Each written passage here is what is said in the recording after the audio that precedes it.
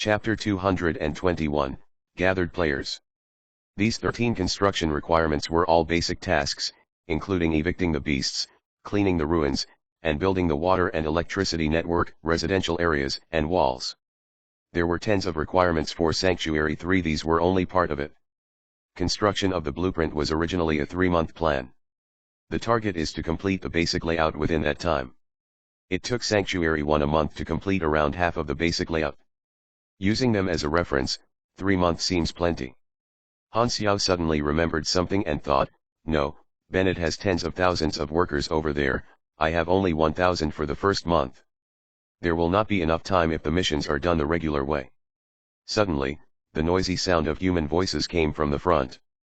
The convoy stopped hastily. Thousands of people had gathered at the entrance of the abandoned city. There's a problem. The guards got out of the cars immediately and surrounded the team in the middle. The group of people had also noticed the convoy and started moving toward them.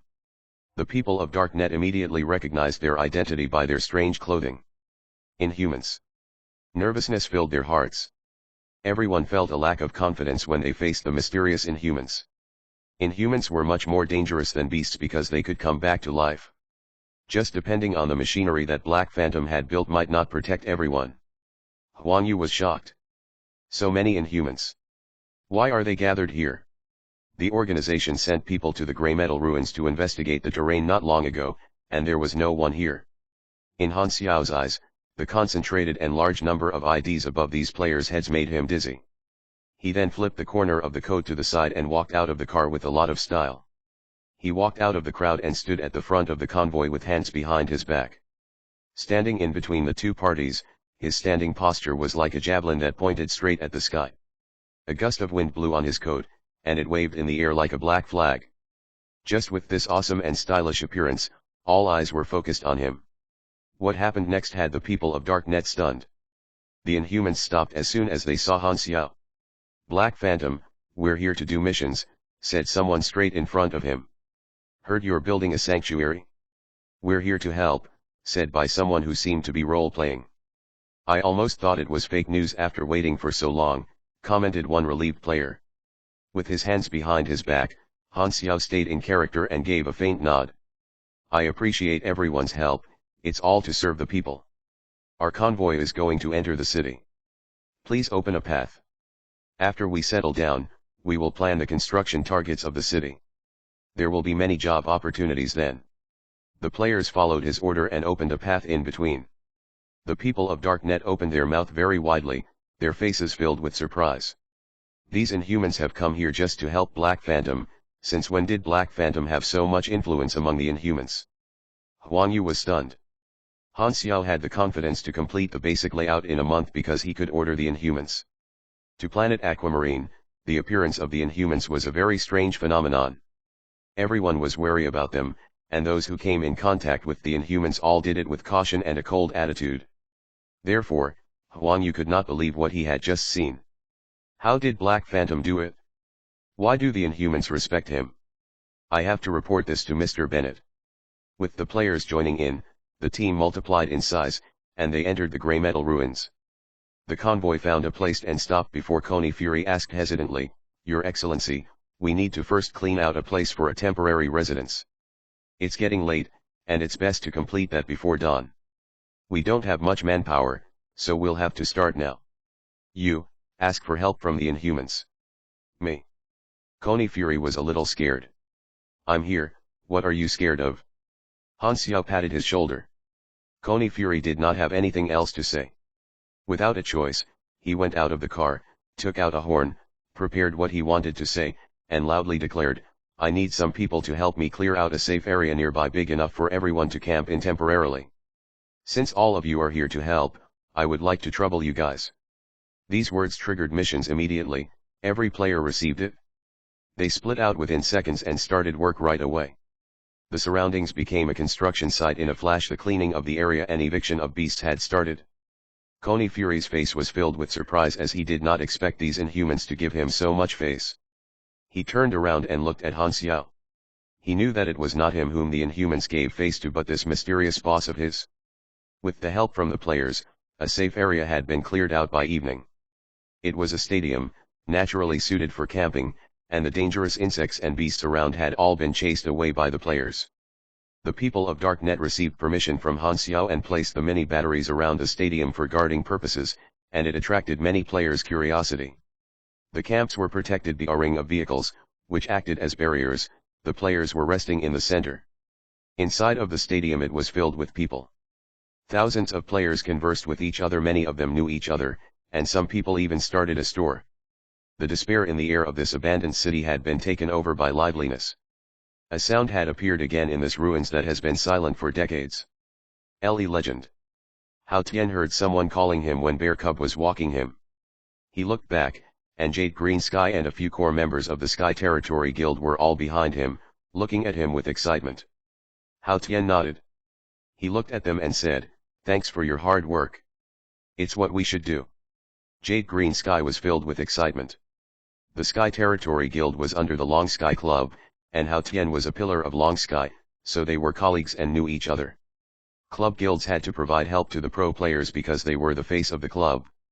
Hao Tian's position was even higher. He was also an idol to their guild members. A very important reason that Jade Green Sky had brought people to the sanctuary without hesitation was because he knew that Hao Tian was with Black Phantom, and he hurried over to provide him with help. Among the players who came to the sanctuary, Sky Territory was the only large guild. Most of the others were casual players. Bun Hit Dog was instantly recognized. As the most popular video host at the moment, he had many fans, and they were very passionate.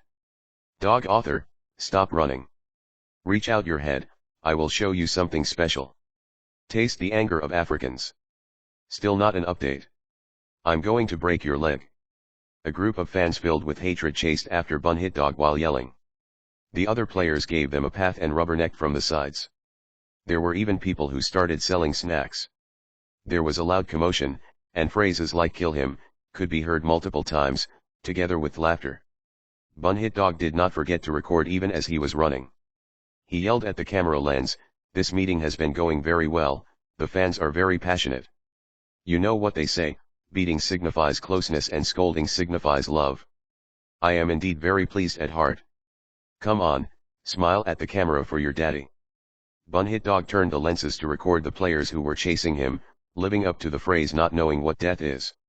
This was a well-known culture among video hosts. How else would they be able to capture moments that normal players would not be able to witness if they were afraid of trouble? "Eat my axe." Hue. An axe flew past his head, rubbing against his scalp. Bun Hit Dog retracted his head in fear, then escaped in a flash without turning back. The players chasing him all became short of breath. "What the hell, how does he run so fast? My stamina is almost finished. He followed Black Phantom after all. His level is higher than any of ours. Ah, damn European." The players outside the camps were joyous, but Frenzied Sword was facing a very important and serious decision. He had successfully advanced his class and was torn between the three paths: Cannon Master, Mechanic, and Mechanical Pugilist. The power of Mechanic that Han Xiao had displayed was scarily strong, but Frenzied Sword was more interested in Mechanical Pugilist personally. Han Xiao had given him a suggestion before as well, saying that he had more potential in close-ranged combat, which hinted that the Mechanical Pugilist path was more suitable for him. This main account was the one that would join pro leagues, so if he made a wrong choice, the disadvantage would be way too vast when he created another account. Therefore, this decision was extremely important. Frenzied Sword could not make a decision, so in the end, he decided to toss a coin. They say that the moment the coin is tossed, the answer will appear in one's heart. As the players were not allowed to enter the convoy's camp, the players formed a fair near the camp and waited for Black Phantom to come out and give missions. A petite and delicate female player walked in the fair carrying a backpack that was bigger than herself. She looked left and right in curiosity. Crossing through the fair, Maple Moon stopped outside the camp. She took a deep breath and held tightly onto the phone in her hand. Level 20 finally. A hint of nervousness and anticipated appeared on her lively, adorable face. Chapter 222, Arrival of People from Everywhere. 1. Translator, Atlas Studios. Editor, Atlas Studios. In the center camp, Han Xiao looked at the blueprint on the table and wondered how to maximize the advantages of the players. His mission reward limit had increased. His single mission reward limit was a little more than 60,000 experience, coming up short of a C-rank mission with 80,000 experience. The daily limit was 7 times the single mission limit, which meant that he could give out missions worth up to 420,000 experience daily. He realized that the easiest way to increase this limit was to build relationship points with organizations. Level and ranks would come naturally, and the legendary level could not be gained easily. Any experience points given out as a mission reward would not be deducted from Han Xiao's own experience points as long as it was within the stated limit. For such a large mission like constructing a city, his own quota was insignificant. Thus, Han Xiao pondered carefully and decided on the way that he was going to distribute the missions. That was to divide the construction of gray metal ruins into many different departments to take charge, then assign one person to each department who would be responsible for the distribution of missions. That way, he did not have to use his own quota. Constructing Sanctuary 3 was a main storyline, and since he could give out missions to the players, logically, the other NPCs in the team should be able to do so as well. This should resolve the problem of mission quotas. Although the other NPCs don't have an interface, they definitely can distribute missions since they are part of the construction team.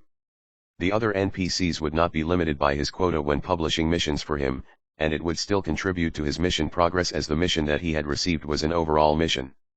Therefore, the final result of the city that the players helped to build would also be his final result. This difference in the mission was an advantage that Han Xiao had being the overall in charge of the sanctuary. It was the difference in their identities. Han Xiao suddenly had a new idea. If he ever faced this type of large mission again, he could duplicate this and use his advantage as being an NPC to gain a higher relationship with organizations, thus becoming the distributor of missions and using the player's power to achieve his goals. By doing that, I only need to manage the people that are in charge of distributing missions and nothing else. Then, I will have a lot of free time to build machinery to try to meet the class advancement requirement of building 5 purple quality equipment, Han Xiao thought as he nodded to himself. He could do main storyline missions and also have time to make his own progress at the same time. It was perfect. Furthermore, this was not an act to con the players. The players could also do missions and benefit from it. Them joining in with the city construction would build a sense of unity. All of the people that took part would have a sense of achievement when the sanctuary was completed, and they would feel honored with the thought the city was built by us, the players. It was a win-win. Han Xiao had an ambitious idea. I could maybe make the sanctuary into something like a main city for the players, and that would remarkably increase my influence. Everyone that comes to the sanctuary would see my name. Having decided on the details, he summoned the cotters of the construction team and guard team for a meeting. Han Xiao looked around and said, "Where's Lu Zhao? Why isn't he attending this meeting?" The people could not react for some time. Then someone carefully said, "You sent him out to approach the wanderers." "Nonsense, you think I'd forget that?" Han Xiao gave a stare. Before anyone could react to it, he coughed and said in all seriousness, "It's an enormous construction project to start building a sanctuary from nothing. I have divided the blueprint into 13 departments. This is the information for the construction, exploration, and so on. Every department will have a head who will be in charge. My target is to complete the blueprint construction as soon as possible, best in a month. We don't have that much manpower, even if we include all the Inhumans outside," someone said. "Don't worry about that. There will be more people sooner or later," Han Xiao said. He knocked the table with his fingers and asked once more, "All clear?" Everyone had no choice but to nod. 1 month was way too much of a rush, but since it was an order from a higher up, they had to do their best, otherwise they would be in trouble. Although Han Xiao was considered to be rather easygoing, no one had forgotten the fact that he was one of the strongest in the organization, a legend who had killed countless people and had the top spot in the current killer leaderboard. Han Xiao then names the heads of departments. Huang Yu was not mentioned. Huang Yu was happy that he had nothing to do. Although thousands of Inhumans had come to help, it was still far from being enough. It was impossible to complete the basic layout in a month, so Sanctuary 3 would still end up doing it the regular way and take months to complete its construction. By then Sanctuary 1 would have long been completed. As an assistant, he really did not have many benefits, so he did not even plan to help. When Huang Yu informed Bennett of how the Inhumans came to help Han Xiao, which Bennett was very calm about and did not have any problems with, it became clear that Bennett had a very close relationship with Black Phantom and trusted him a lot. From that, Huang Yu also had a rough understanding of why Bennett assigned him to be Black Phantom's assistant. It was because Bennett wanted a capable assistant to help a friend of his. Sighing, he lamented, "It's all because I'm too capable." The meeting was coming to an end. When Han Xiao had finished clearing up all the responsibilities of the various departments, his face then turned very serious, and he said in a low voice, "I've said all the things I needed to. Now, there's this extremely urgent mission that must be done first." Seeing the seriousness of Han Xiao's face, everyone became nervous as well.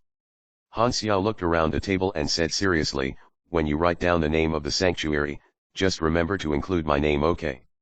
The tightened expression on everyone's face instantly collapsed. The heads of the various departments left the camp and organized their men orderly, following Han Xiao's instructions.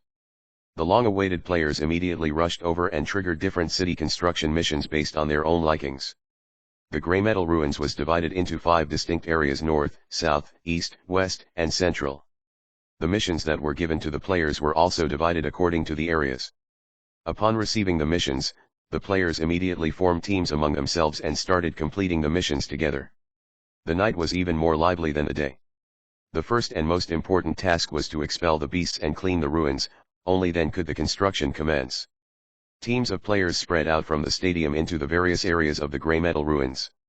The sound of gunshots could be heard very often. There was quite a number of beasts that lived in the Grey Metal Ruins, so the players had plenty of opportunities for combat.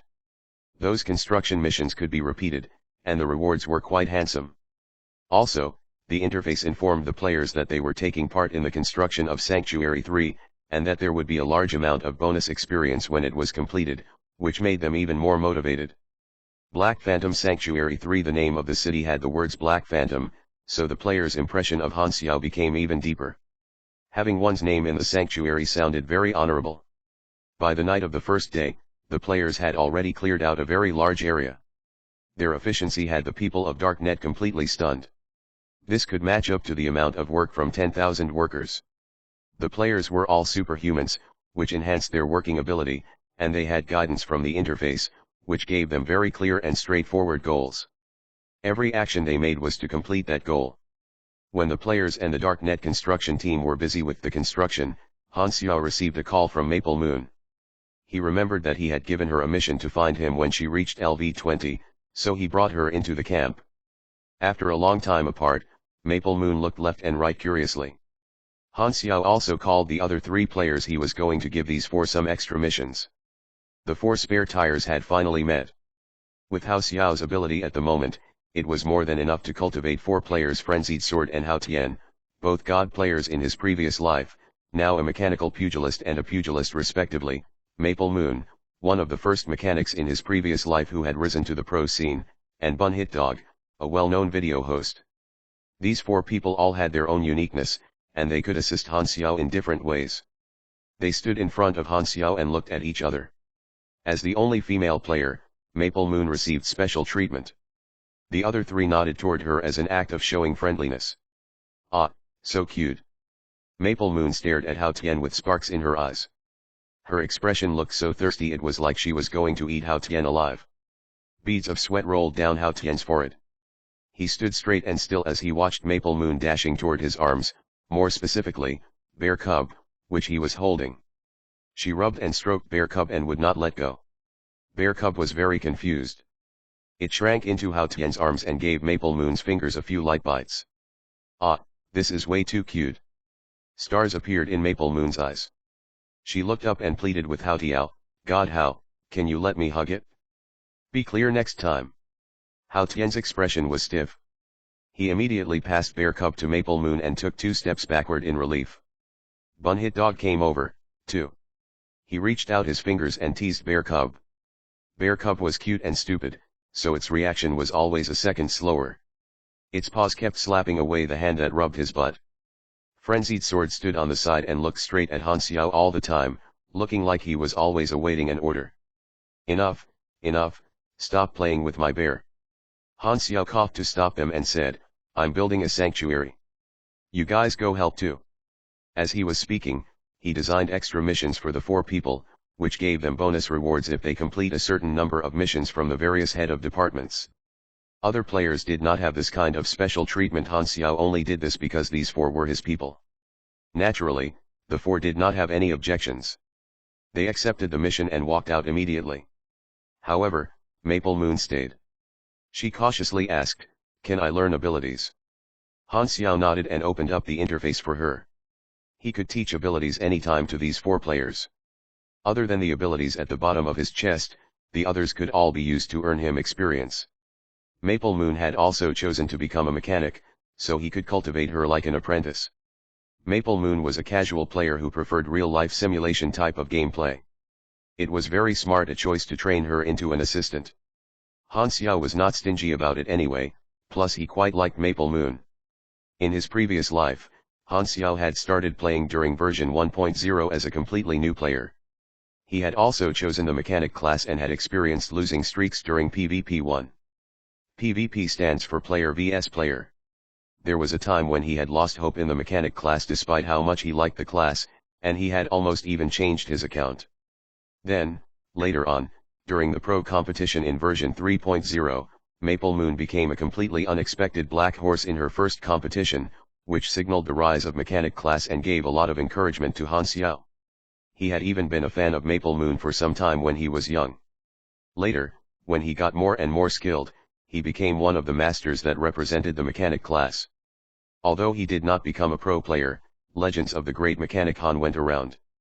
There were always discussions on the forum regarding what a non-pro master player could achieve in a pro league if they had gone, and the great mechanic Han had been a constant hot topic.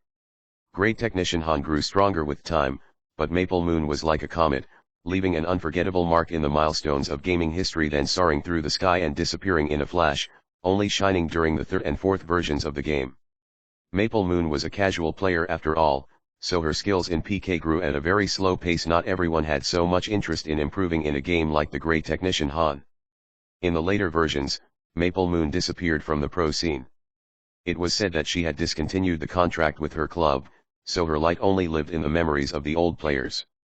The Maple Moon in front of him was pretty and cute, and Han Xiao could not associate her with the person in his memories who had caused a storm in the pro league. Looking at Maple Moon, who was torn between which skills to learn, Han Xiao had complicated feelings. What will happen this time? With him changing the storyline, would Maple Moon's future still be the same as it was in his previous life? Chapter 223, Arrival of People from Everywhere. 2. Translator, Atlas Studios. Editor, Atlas Studios. The sanctuary construction was enormous. It has always been difficult to start from nothing, but Coney Fury was quite good in what he did. The plan was detailed, the construction was orderly, and the division of work between departments was clear. The sanctuary main storyline had created a storm in the forums. It was the first large main storyline mission since the Expedition War was still in preparation. The attention of the players was immediately attracted to it, and with the thousands of players that were already part of it, it was proved to be a reliable piece of information. Since this was a large main storyline mission, the number of players participating would never be too high, since the more players there was, the faster it would be completed. The Sanctuary 3 became lively all of a sudden. The players called their friends and headed towards Sanctuary 3 in groups. It became a huge festival. The number of players in Sanctuary increased like a snowball. There were 100,000s of players in planet Aquamarine at the moment, and more than 100,000 just in the southern continent. After only 2 days, more than 20,000 players came to Sanctuary 3 from various places. The attractiveness of Han Xiao and the main storyline missions had exploded the amount of passion the players had. The 1,000 Darknet people that were present since the start were all completely stunned. Inhumans came to help continuously. They were all called by Han Xiao. It was like a dream. Terrifyingly influential. The work efficiency of one Inhuman could match up to many workers since they don't sleep. These more than 20,000 Inhumans could almost match up the manpower of 70,000 to 80,000 workers, and even more Inhumans were coming. Completing the basic layout of the sanctuary in 1 month didn't seem impossible anymore. When the entire construction team realized this, it reinforced their motivation and they were more driven to give all of their effort in the construction. If Sanctuary 3 could be completed even before Sanctuary 1, it would be a huge contribution that would shock the entire organization. In only 3 days, the camp had a complete makeover. Rough houses were built. All the people of Darknet had a roof above their head. Huan Yu loitered outside Han Xiao's house for quite a long time, then finally made a decision and knocked on the door. Squeak. The door opened. Han Xiao appeared inside wearing a mechanic working suit, the protective goggles were still on his face. Yes. Han Xiao said coldly. Huang Yu suddenly felt very unconfident when he heard that. He smiled awkwardly and said, "Your Excellency, I..." Before he could finish, Han Xiao turned around and walked back into the house. "Talk inside," he said. Huang Yu entered hastily. Seeing Han Xiao pointed with his fingers, he found a place and sat down with his butt only occupying a small fraction at the front of the seat.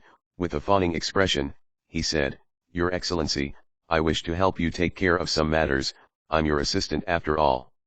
As players became more and more, Huang Yu shockingly realized the 1-month plan really had a chance to succeed, and once it does, Sanctuary 3 would be the first completed sample. This contribution would be extremely huge, and even as an assistant, he could be written in the Darknet's Book of Merit.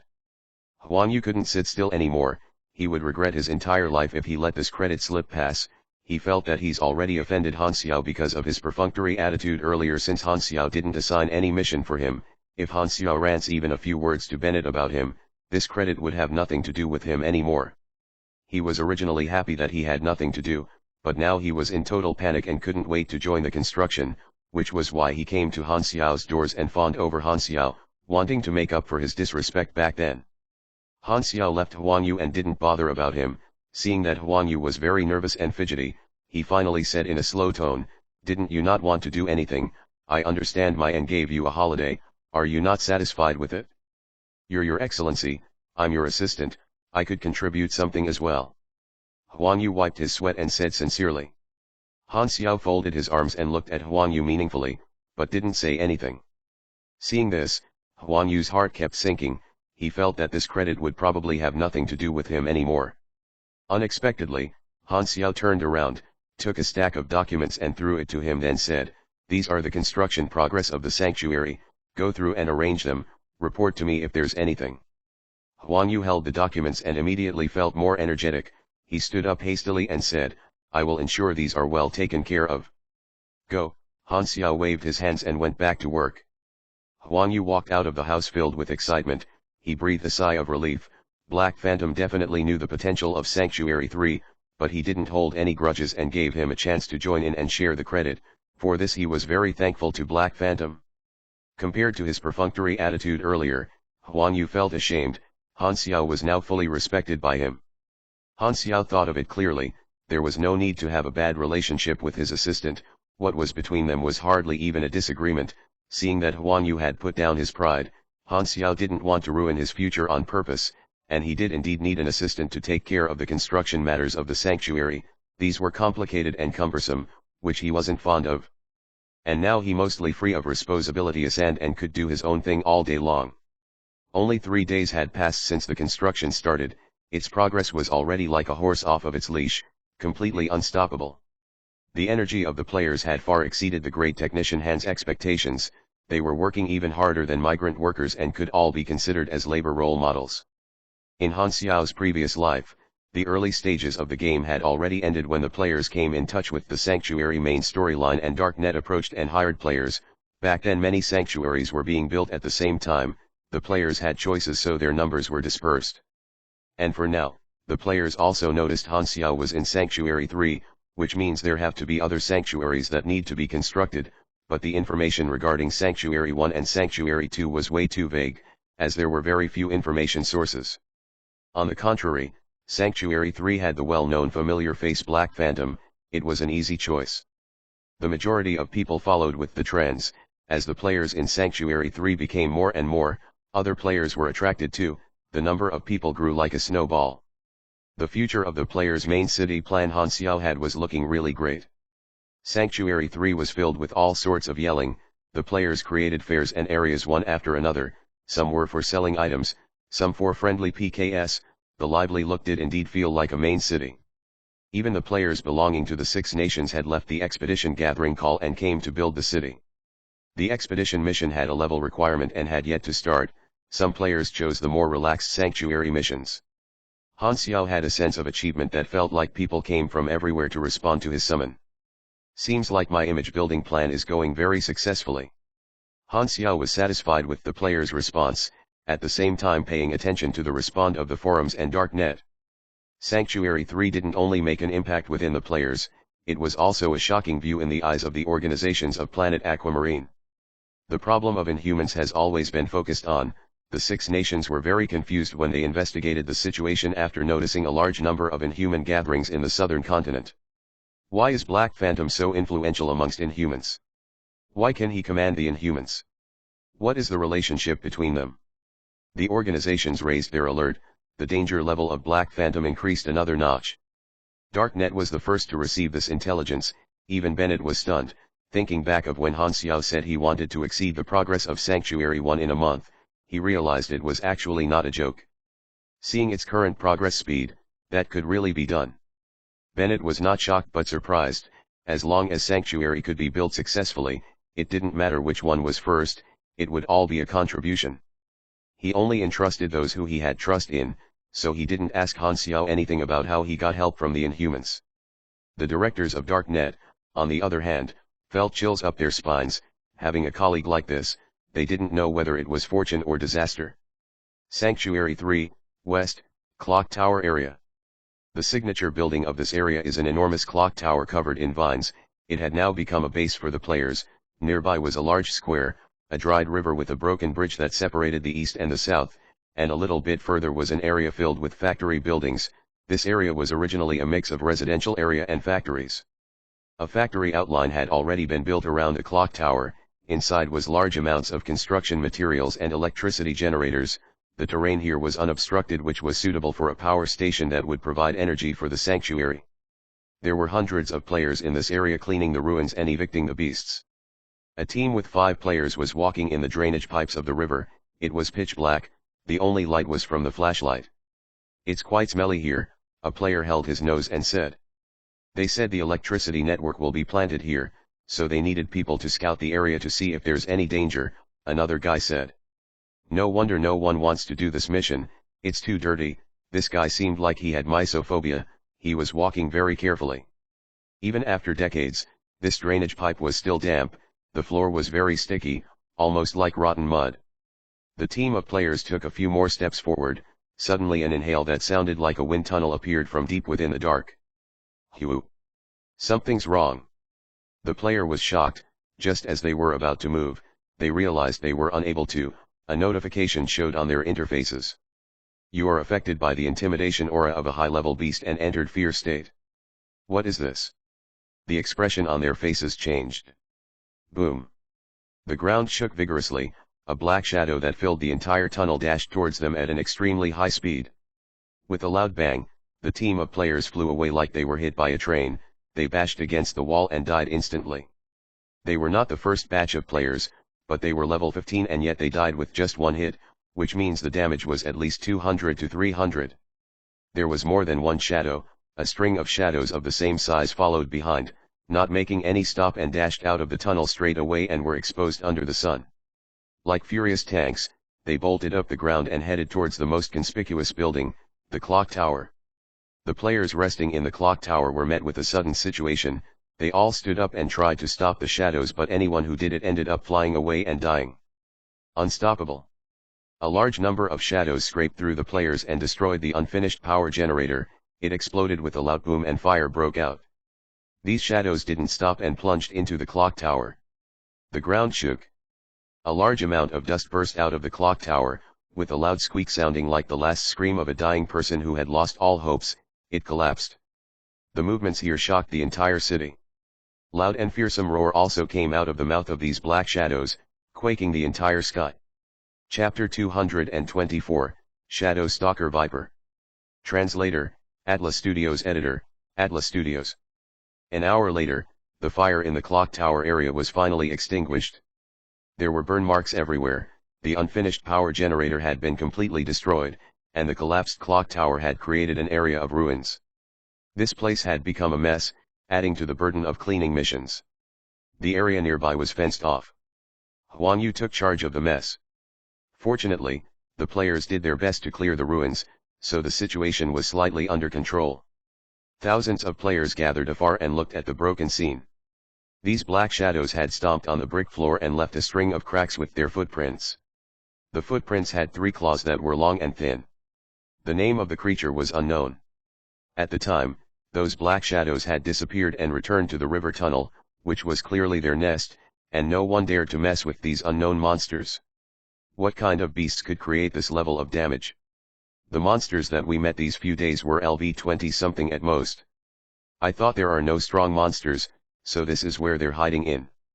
I heard from the experienced people that the results of their scan were all question marks, and the danger level was extremely lethal. Wow, that should mean it's at least LV 40. Let's wait and see. Maybe there will be missions for us in a while. Huang Yu finished arranging the jobs, and he activated the communication device. Your Excellency, the situation is temporarily under control. How's the damage? Han Xiao asked calmly. Not good. The power station that we were building has been completely destroyed, together with the construction materials and engineering machines inside. Han Xiao had expected this to happen. Since the sanctuary was a main storyline, there would very likely be twists and turns, and they really did come without any warning. He had not expected the gray metal ruins to have powerful monsters in it. The loss of construction materials and engineering machines was not the most important problem, but the construction period would be largely slowed down if there was no solution to these beasts. What is the species of these beasts? It's still under investigation, but they are hiding in the drainage pipes that we have no knowledge about, so it is very dangerous. Wait for me to go over. 10 minutes later, Han Xiao arrived at the scene. The people came to him and reported the situation. Han Xiao listened for a while and waved his hands to tell them to quiet down, then walked to the footprints and observed them in detail. Able to crack open the brick floor with their feet, which means the leg power of these beasts is very high, and they are monstrously heavy. Likes to live in damp and dark places, lives in a herd, aggressive. Han Xiao took out his laptop. He searched through the Planet Aquamarine Beast database and found many matching species. After some thought, Han Xiao lifted up his coat, and about 7 spider detectors slid down his legs and landed on the floor. They slowly crawled into the tunnel and started surveying its internal structure. The laptop was showing the night vision and infrared vision of the detectors. While waiting, Han Xiao asked casually, "Are there any other powerful beasts nearby?" "No," Huang Yu replied immediately, "this is the only place. The clearing tasks at the other areas have all been completed." The shocking incident that had taken place here did not slow down the other construction projects. The construction of the walls, residences, garages, power stations, internal life support facilities, greenhouse farms, and so on were all progressing well. Han Xiao was the only one that could do this because he had tens of thousands of players to help him, unlike Sanctuary 2, where they were still exploring the city, progressing at a much lower speed than him. The image of the tunnels was relayed by the spider detectors. The walls were covered in a strange mucus in the deep area of the river tunnel. It was sticky and looked disgusting, and it was dripping continuously. One spider was covered in the dripping mucus. Its machine legs twitched, and it shut down completely, like being covered in amber. As the spiders went deeper, an even more shocking scene came into sight. The beasts had dug countless split paths at the end of the river tunnel. Under Han Xiao's control, the spiders entered the different paths, and as more images got sent back from the spiders, the people became more and more shocked. Under the surface of the gray metal ruins, there was an enormous-sized underground nest. It covered more than half the west area. These beasts had been living in this abandoned city for many years. Holy, Han Xiao felt a slight chill up his spine. The hidden beast's outline was shown under the infrared vision. Han Xiao hastily opened a database, and this time, he was finally able to narrow down the target. Scientific name, Nigoro Shadow Beast, also known as Shadow Stalker. It is oviparous, born with 6 feet armed with 3 claws each, and covered in a chitin exoskeleton. Adults can grow up to 4 meters long. Usual forms of attack are through its claws, tail, and teeth, and it is able to secrete a type of corrosive slime from its mouth and anus, which is used to dig its nest. It likes dark, warm, and damp places, usually underground near volcanoes. Other than not having a larvae going around, hugging folks' faces, this thing looked a lot like it had just crawled out of an H.R. Geiger painting. Very, aliens. After studying the database entry, he realized that the vital signs of these Shadow Stalker Vipers were at around LV40, which meant that every one of them was a mini-boss to the players at the moment. There were roughly more than 1,000 Shadow Stalkers in the nest, so this was a huge hidden danger to the sanctuary. If it is not resolved, Accidents like today would continue to happen and slow down the construction of the West City area. Han Xiao suddenly noticed something abnormal. Despite the fact that shadow stalkers like hot environments, they are still attracted to the underground of the flatland, which should be cool and damp. That is really weird. Could it be that there is abandoned reactors or high-energy waste underground? He contemplated and decided it was best to have the players detect the radiation strength inside. If Han Xiao had guessed correctly, there should be a wild boss-level beast king in a herd of shadow stalkers, and he was the only one that could deal with that thing. The complicated nest was the shadow stalkers' territory. Han Xiao didn't want to deal with an entire herd himself, as he would suffer tremendous damage even with his mechanical guards. The players would be able to kill a normal stalker by overwhelming them with numbers, and since so many players were present, he might as well make full use of them. Come to think of it, the corpses and eggs of the stalkers are both used in manufacturing drugs. Han Xiao's eyes twinkled, and a plan formed in his mind. Huang Yu was actively giving suggestions on the side and said, "I think we could use a large number of explosives in the empty spaces underground to create a landfall and destroy the shadow stalker's nest. Although the ground of the West City area will also sink because of that, it shouldn't be a problem because this is an abandoned city, and it can also be used for modifications." Good idea. Han Xiao's eyes twinkled. He always liked to maximize the benefits to the best of his ability. All the shadow stalkers would go to waste if he simply blew everything up, but Huang Yu reminded him that shadow stalkers would turn extremely aggressive if they were disturbed them, and by doing so would lure them out of their nest. Han Xiao could then plant traps in advance so that he could deal a large amount of damage once they were lured out. Han Xiao was someone who was action-oriented. He immediately gathered all the patrolling Generation 2.5 Rangers around the river tunnel before ordering the people of Darknet to move the mini-batteries over and lay out a battle frontier that aimed at the river tunnel. Throw in a flashbang. Han Xiao gave a mission to Frenzied Sword. Frenzied Sword dashed in immediately without saying a word. Seconds and minutes passed by. Everyone waited, completely focused. It was quiet.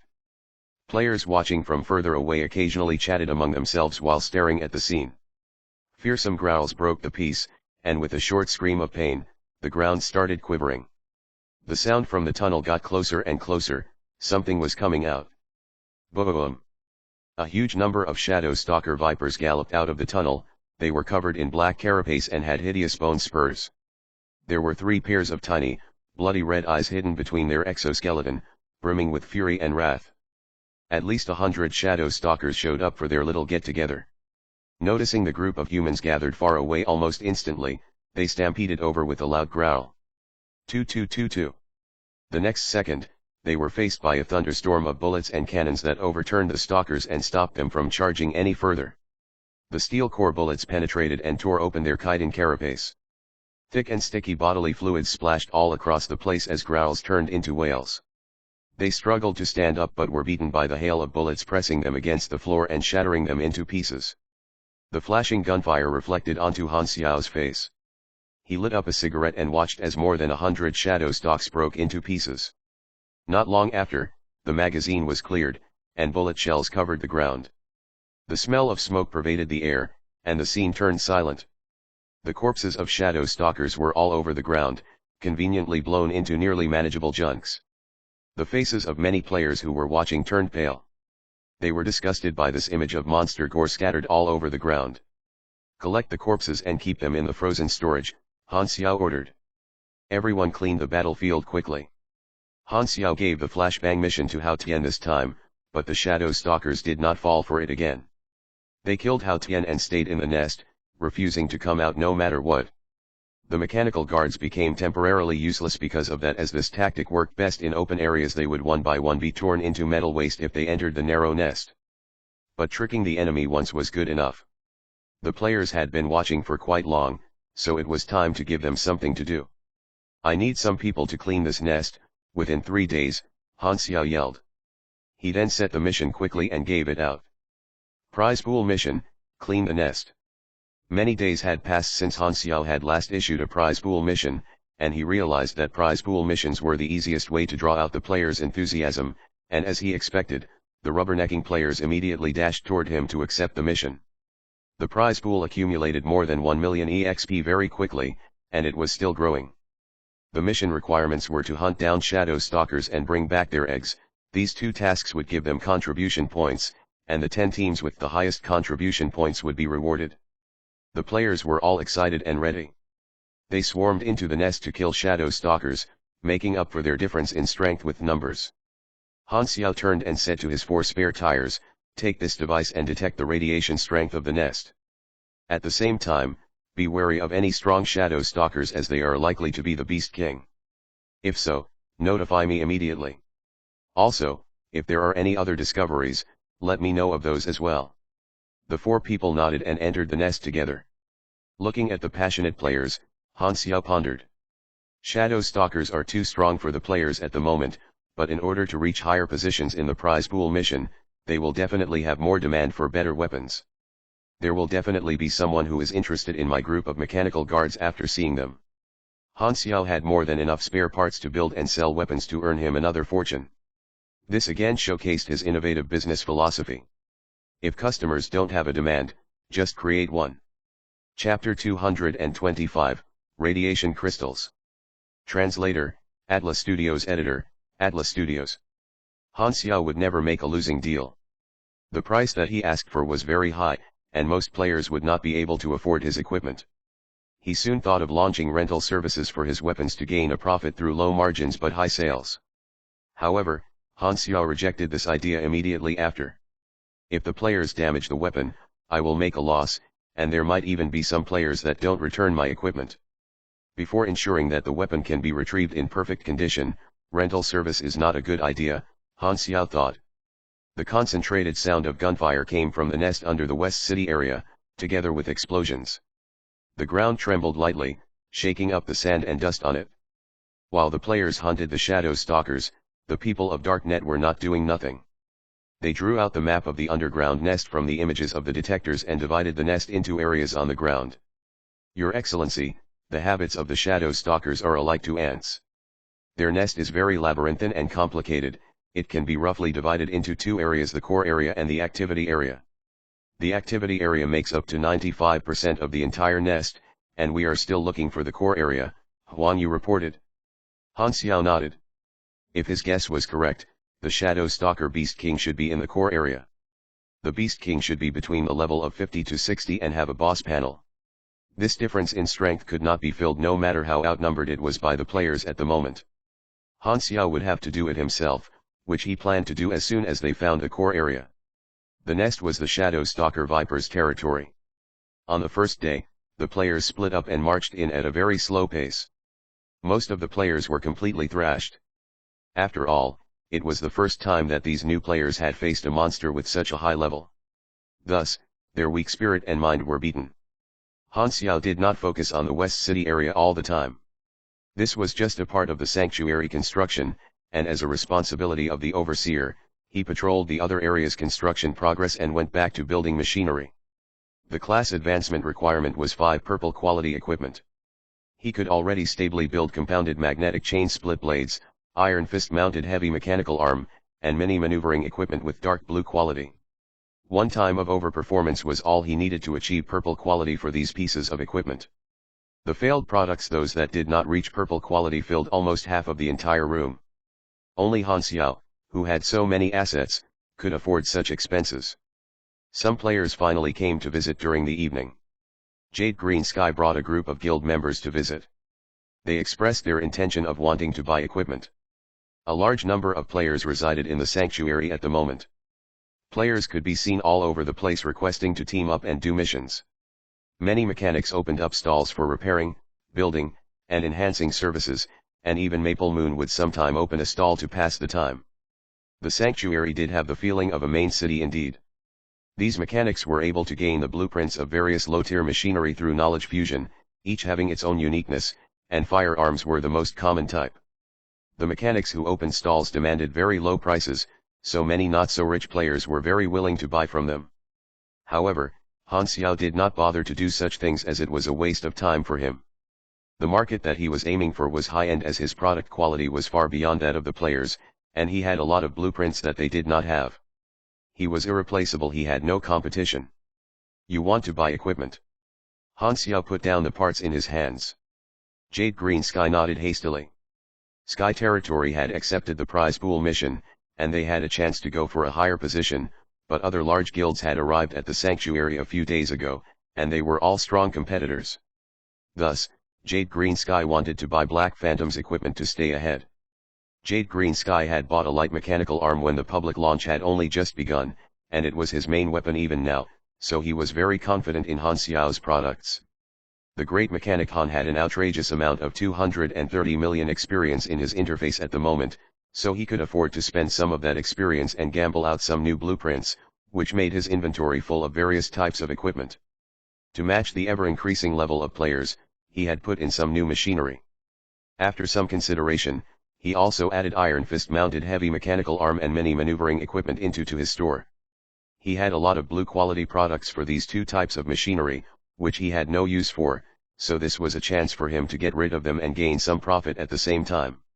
However, he did not sell compounded magnetic chain split blades. This was almost god-tier equipment for the players in the early stage, so Han Xiao did not want to sell it to players easily. The people of Sky Territory took a deep breath when they opened up the store. The huge variation of products had their hearts beating faster, and everyone's eyes twinkled brightly. God, even the lowest quality is green. There is even some blue quality equipment. I have never even seen blue equipment before. All of them are so tempting. Jade Green Sky stared at the heavy mechanical arm with excitement. This thing was stronger than the light mechanical arm, it could largely increase his strength. He looked at the price 120,000. So expensive. Jade Green Sky's face twitched. Although the guild was rich, 120,000 was still a significant amount, it was the price of dozens of firearms and many boxes of gunpowder.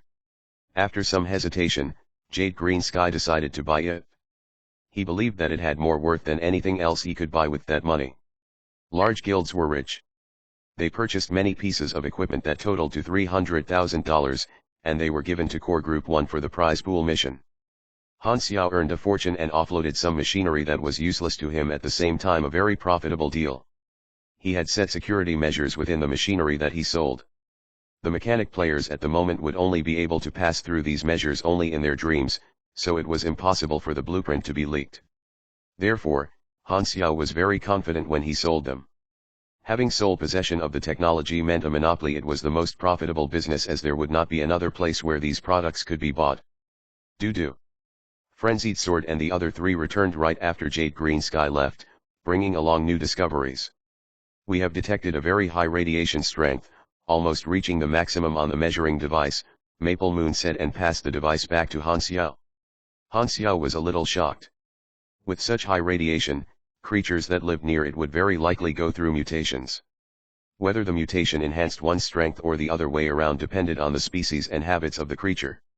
Stronger creatures that had a higher resistance would more likely have enhancing mutations.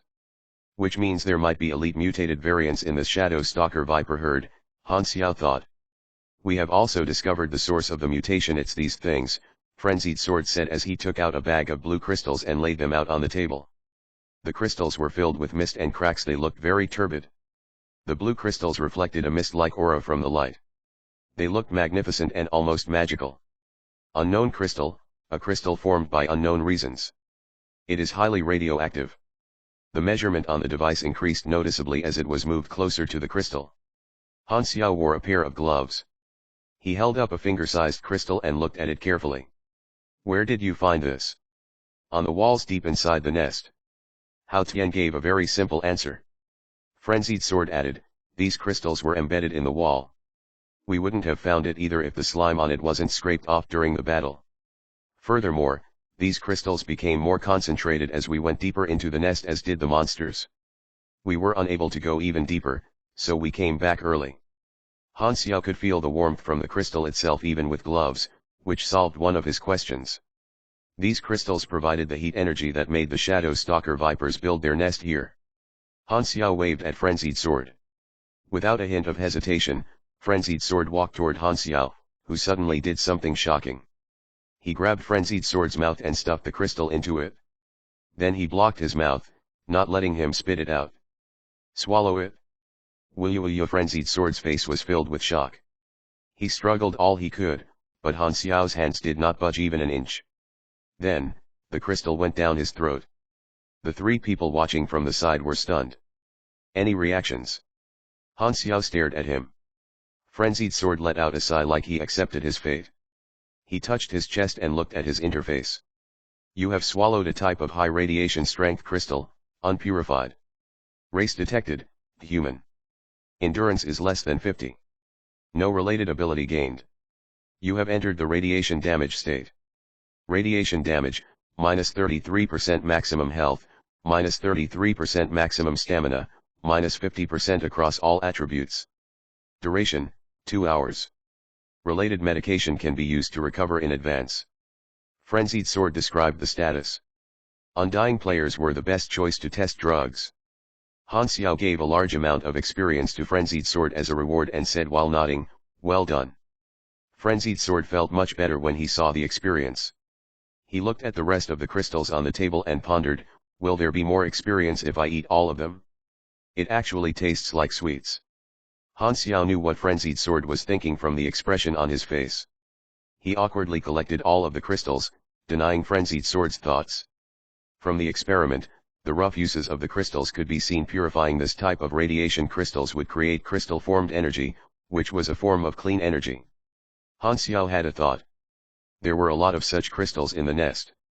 He could use basic extraction to purify them and turn them into energy storage, and these energy crystals could even be used on all kinds of machinery if he made an energy transformation device. It was a valuable discovery. Crystal energy was most commonly used in magic civilizations. It would also appear sometimes in technological civilizations. In a more fashionable way, such clean energy crystals could also be called non-elemental crystal or magic crystal. Mages would use magic techniques to harvest energy from these crystals to become their own energy or to power magic, so there were many uses for it. The concentration level of the crystals should lead to the core of the nest, Han Xiao thought and called Huang Yu over immediately. After describing this discovery, Huang Yu instantly marked an area on the nest map that they had drawn. There's a 90% chance that this is the core area. Huang Yu pointed at the map confidently. Very good. Han Xiao nodded. Time to act. At midnight, players continued to fight in the nest as they did not need to sleep. The prize pool mission motivated the players. Although there was no direct mission, they still received quite a lot of experience from killing the Shadow Stalker Vipers, which were a much higher level than them. Sky Territory was at the top of the rank. Quickly, T3, third tank, pull the monster. T1, main tank, and T2, secondary tank, come back here now. Pugilists attack at close range quickly. Come on Espers, last longer. Go to the side to recover if you're out of energy. Mechanics don't go too close, stand further away to deal damage. Those carrying eggs leave quickly, don't get hit by the fallout. The people of Sky Territory were surrounding a Shadow Stalker Viper and took it like a boss. Jade Green Sky was commanding and yelling, and they were having a very exciting time. The cooperation of Core Team 1 was very in sync. The slime in the nest would lower the player's speed, but although the nest favored the Shadow Stalker Vipers, it still was a fish in a net when facing the core team of Sky Territory, which was extremely experienced in fighting bosses. The Shadow Stalker Viper could not break out of the net no matter how it tried, and its health was decreasing at a steady rate. Killing line 1.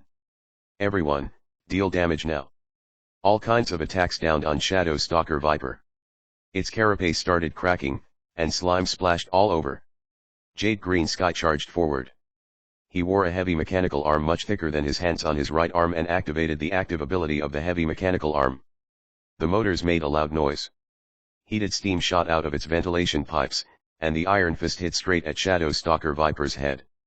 At the same time, Jade Green Sky shouted out loud with passion. HAAA. Iron Fist burst. Chapter 226, Demolition. The Iron Fist punched the chitin carapace. The skull of the Shadow Stalker Viper shattered, and its health reached 0. It screamed in agony and fell to the ground, dead. The air in its lungs came out of its mouth and nose, and its swollen body slowly deflated. Jade Green Sky took a deep breath and looked at the damage ranking. He was unexpectedly first once again. The damage of the heavy mechanical arm would not be exceeded easily by the players at the moment. The heavy mechanical arm also had very high armor stats. It can even be used to withstand damage from the monster. Several times, they had been in danger of being wiped out, and it was Jade Green Sky who had saved the situation. While the other players got wiped out once in a while, they had not died once. Thus, their contribution points increased steadily, and they reached rank 1. Buying this weapon was more than worth it. Black Phantom's products were expensive, but they were worth every penny. It was really a great deal. Jade Green Sky was very contented. Vice Team Captain jokingly complained, "How old are you already, Captain? Are you not ashamed when you yell out the name of the ability? I like to do that." "None of your business. Plus, why bother to play pugilist if you're not going to yell out your ability names?" Jade Green Sky replied. The carcass and eggs of Shadow Stalker Vipers were both contribution points. The team members started to clean up the battlefield. "Will you?" Suddenly, the sound of a piercing wind echoed from further down in the tunnel. Something was approaching at very high speed. A shadow passed by them in an instant and created a strong gust of wind that almost made everyone in sky territory lose their balance. It was so fast that they could not even capture it with their eyes. No one could see what had passed them. What was that? It disappeared in a flash. Jade Green Sky looked in the direction where the shadow disappeared and said with surprise, "That's probably toward the deeper part of the nest." Everyone exchanged looks of surprise. "Let's follow and take a look." The speed-reducing slime was everywhere in the nest. They chased for a while, but that shadow was long gone. The players of Sky Territory felt a little beaten. "Stop chasing, we can't catch up." "Wait, what's that?" Someone noticed something abnormal. The flashlight shone over, and a pungent smell entered their nose as they saw the carcasses of Shadow Stalker Vipers all over the tunnel and extending all the way into the darkness. It was a shocking view. The carapace that players tried so hard to penetrate looked as fragile as eggshells. The carcasses were still fresh, which meant the shadow had gotten rid of all the beasts obstructing his way within the short period of their chase. The LV-40 beast herd did not stop him for even a second. Everyone instinctively thought of Han Xiao. It was Black Phantom that just passed by, right? The monsters we took so long to beat were killed by him within seconds. He's definitely at max level. When the players scanned Han Xiao, the information they got was always all question marks except the danger level being extremely lethal. People had tried guessing his level, and now that they had something to compare with, they had a more accurate deduction. Black Phantom was definitely one of the strongest in Planet Aquamarine. Jade Green Sky suddenly became happy. He opened up a path for us. We can follow along. Han Xiao, who was covered in his black combat mechanical suit, dashed through the nest following the route from the tactical screen. Slosh. 2 Shadow Stalker Viper pounced out of the darkness, where the human eyes could not reach. However, the mechanical suit radar had detected the vital signs and heat energy long ago. Without dodging, Han Xiao activated enhanced mode, and the biological muscles under the armor swelled up. Power surged from his fists and smashed straight at the Shadow Stalker Vipers. Devastating strength difference. Shattered carapaces, splashing slime, and screams of pain. Claws hit on the mechanical suit and only left a string of sparks. Han Xiao passed the 2 beasts without pause and sent out several punches within an instant, killing these 2 beasts immediately. With the LV-55 attributes, Viper's advanced performance, and the difference in level, Han Xiao could kill those Shadow Stalker Vipers within a second easily. He did not stop. Wiping off the slime on the wall, the radiation crystals were becoming more concentrated. The core area should not be far away. Monsters are appearing at a higher rate, Han Xiao muttered as he casually killed a Shadow Stalker. He looked at the map on the screen and confirmed that he was on the right route. The screen showed that the temperature on the outside was increasing. The crystals contained heat, so the higher the temperature, the more likely it was that the Shadow Stalker Viper Beast King would be living nearby. The high temperature from the crystals had turned the infrared and night vision images completely red. Han Xiao changed it back to normal vision, and it darkened immediately. However, a few seconds later, it was bright again. This was because of the Night Stalker class talent Bat Habit, which provided vision in darkness and bonuses when fighting in the dark. Passing through a cave, the space suddenly became much larger. A thick, pungent smell filled the place, and slime on the ground was thick and dense. This was an underground cave that looked like a honeycomb. The walls were embedded with large, dark blue radiation crystals, surrounded by more than a dozen entrances of a tunnel that lead to many places. This was the center of the nest. Dense red eyes blinked in the dark. Dozens of Shadow Stalker lay low on the floor and bared their teeth, demonstrating their authority over the unwanted guest. There were also a few more frightful-looking elites in the herd. The Shadow Stalker Beast King was the most conspicuous one surrounded by the herd. It was 3 times larger than the others. It looked down on Han Xiao with condescension as the slime in its mouth dripped down onto the ground, corroding the floor and emitting a pungent odor. It's so big. It has to be the Beast King, Han Xiao thought. The Shadow Stalker pounced toward Han Xiao fearlessly. The electromagnetic hover boots allowed Han Xiao to ignore the slimy terrain and move freely. He dodged the attack and took out the ghost sniper rifle from his back, using it as an assault rifle. Blue flashes appeared on the muzzle as needle magnetic bullets were being shot out rapidly. He changed targets continuously. Doing so was to keep triggering lethal shot, which did not trigger on the same target within 5 minutes. This talent was more useful during group combat, and the right way to use it is to keep changing targets and maximizing the damage output. Flesh exploded one after another. The needle bullets penetrated the carapaces easily and slaughtered the herd at a very fast rate. An elite monster snuck behind Han Xiao and pounced toward Han Xiao, thinking that he would not notice. However, Han Xiao turned around and slammed his leg on the skull of the Shadow Stalker like he had eyes behind his back. Its skull was flattened. The herd charged toward Han Xiao one after another in waves, but Han Xiao was like a reef. He did not budge at all. The herd became less and less dense as they fell one by one around Han Xiao. Roar! The Shadow Stalker Beast King growled. The sound waves echoed in the nest, summoning their own kind. The players in other areas realized that the Shadow Stalker vipers that were fighting them stopped simultaneously and dashed toward the center of the nest without looking back. The tunnel rustled, and the ground shook. A large number of beasts were approaching. The longer the battle lasted, the more difficult it would be. Han Xiao's eyes focused. He activated Overload, Flaming Will, and lethal critical hits at the same time and fired at the Beast King lingering at the edge of the battlefield. Buzz. The firing sound of the ghost sniper rifle was a buzz made by its electrical circuits.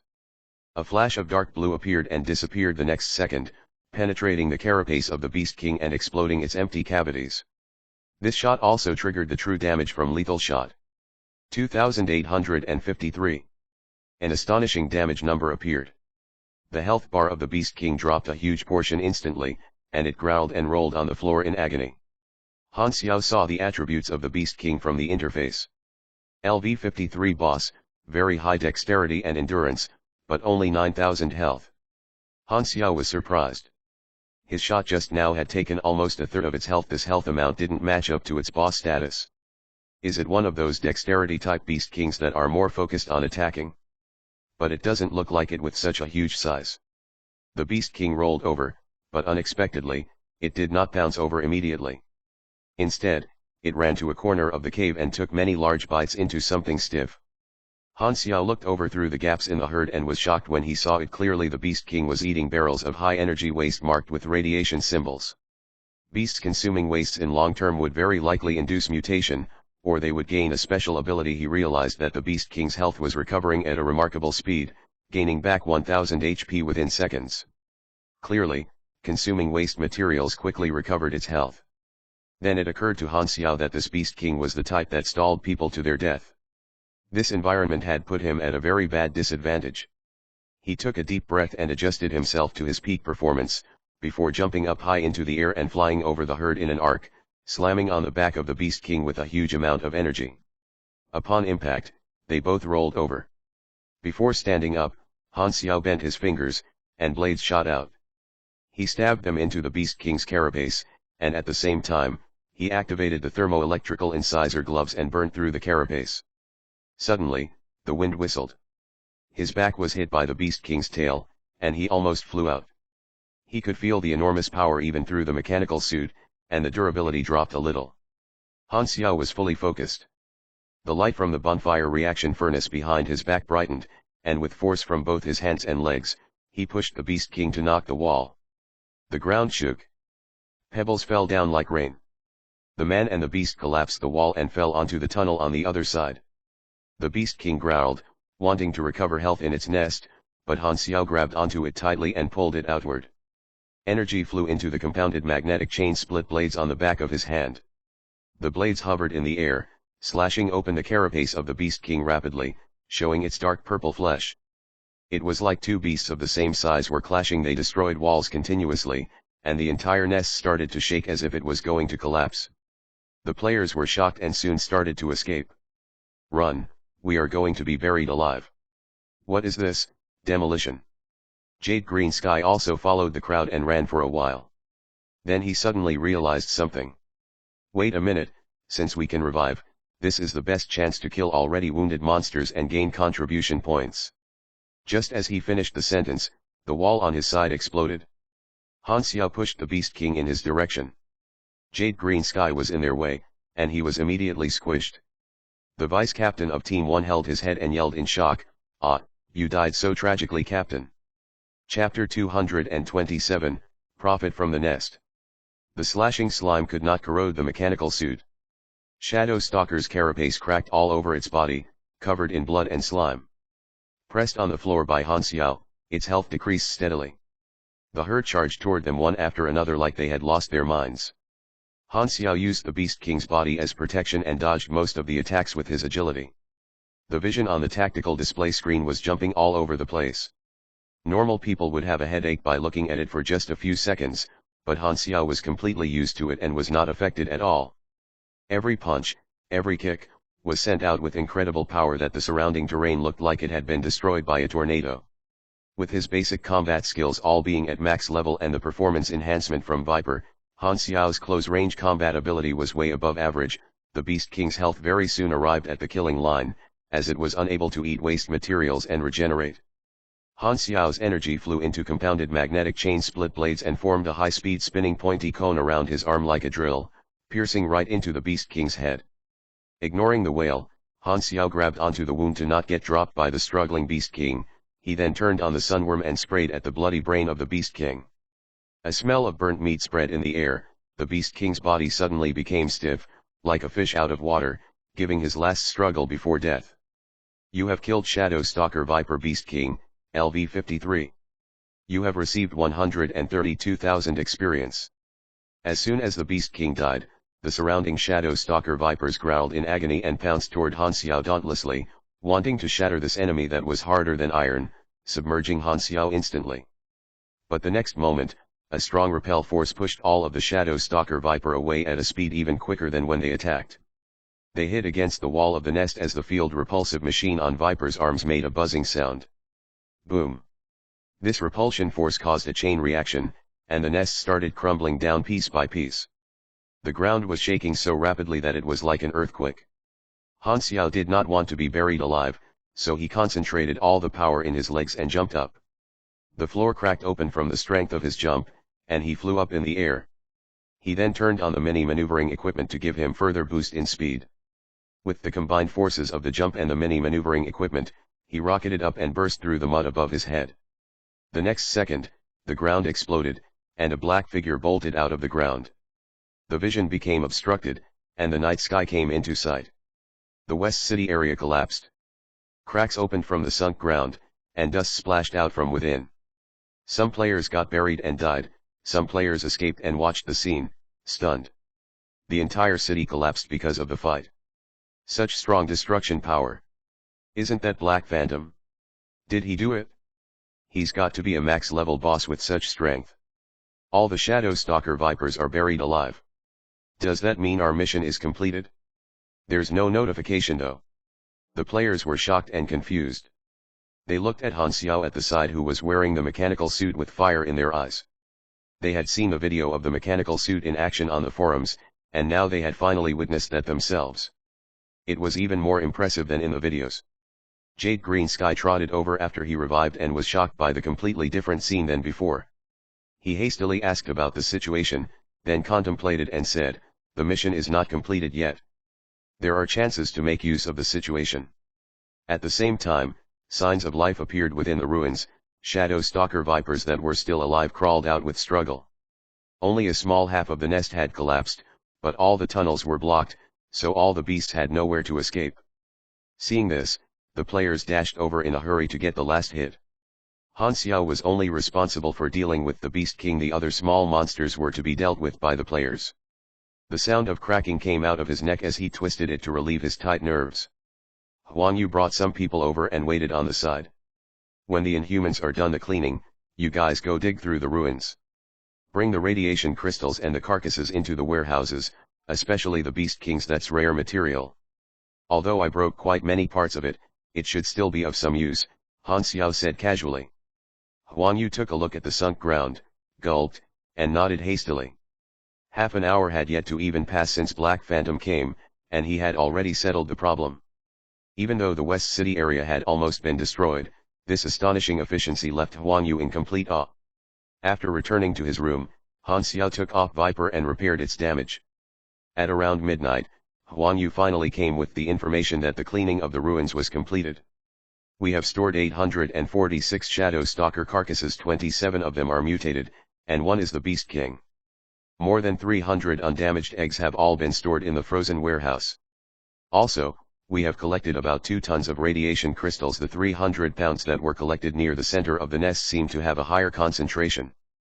By the way, Coney Fury has discovered the source of the crystals. These Shadow Stalker vipers have been consuming high energy waste as their food source. The slime secreted in their bodies has gone through special reactions, which caused them to harden and thus become crystals. Han Xiao was stunned for a second. So, these radiation crystals are actually Shadow Stalker vipers' feces? You could say that.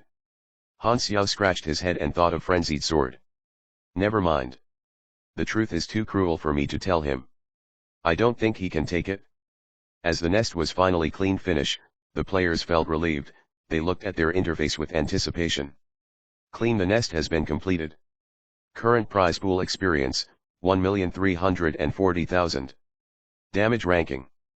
First, Jade Green Sky, Team. Second, Red Carp, Team. Third, No Sleep During the Day, Team. The players on the leaderboard were delighted. Although it was unfortunate for those who did not make it, they did not make a lose anyway, as the experience from killing the Shadow Stalker Viper was more than enough to cover the experience spent to take part. We're first. Jade Green Sky and the people of the Sky Territory Core Team 1 were filled with joy. The players beside them looked over with envy, focusing their eyes on Jade Green Sky's heavy mechanical arm. Sky Territory really is steady. What equipment is their guild leader wearing? Looks really powerful. I have a friend in their team. He said that equipment is a god-tier weapon for pugilists. It can both tank and deal damage, but it is very expensive, and only Black Phantom sells it. Seeing the effect of the heavy mechanical arm, many players started to desire it. Desire would create demand, and demand meant potential customers. The ruins needed reconstruction. The head of West City area gave out more missions, and the players rested for a while before starting to help once again. The next day, Han Xiao woke up to the construction noise surrounding him in all directions, and he rubbed his temples helplessly. It was indeed much quicker to have the players help to build the city, but there was one tiny flaw of that: the players didn't sleep or rest and worked throughout the day. This non-stop noise pollution almost made him mentally fatigued. The secret base, however, had very good noise reduction measures, and it was in a rural area where no one had done any construction. Han Xiao had gone there secretly a few times and brought some supplies over for storage. He had also enhanced the security measures. On the surface, Han Xiao did not work in the base. Han Xiao came to the boisterous workshop, then walked to his VIP room, which he had entered many times. Inside were many neatly arranged boxes emitting a magnificent, beautiful, but strange aura. However, knowing that these are the feces of monsters, Han Xiao could not appreciate their beauty no matter how magnificent they were. He made sure his gloves were on tightly. Radiation crystal can be turned into energy block after purification, non-elemental pure energy. Although it says these are of high concentration, these should be of the low tier in the standard of the universe. The conversion rate is roughly 100:1, so 2 tons of it should probably be able to produce 45 pounds of energy blocks. These can be used as emergency energy storage. It is a surprising but welcome income. There were many types of energy: magnetic, electrical, nuclear, light, planet, antimatter, dark, Shinnick, and many more. If these were Shinnick energy blocks, they would be as valuable as the entire planet Aquamarine. However, only very advanced civilizations could acquire, convert, and make use of Shinnick energy. Low-class civilizations would not be able to use it even if they were able to acquire Shinnick blocks. Those civilizations that had discovered Shinnick energy too early had all destroyed themselves. To research and experiment on Shinnick energy without the required technology was suicide, thus, their entire planet was vaporized. There were also 300 pounds of dark blue crystals with higher concentration.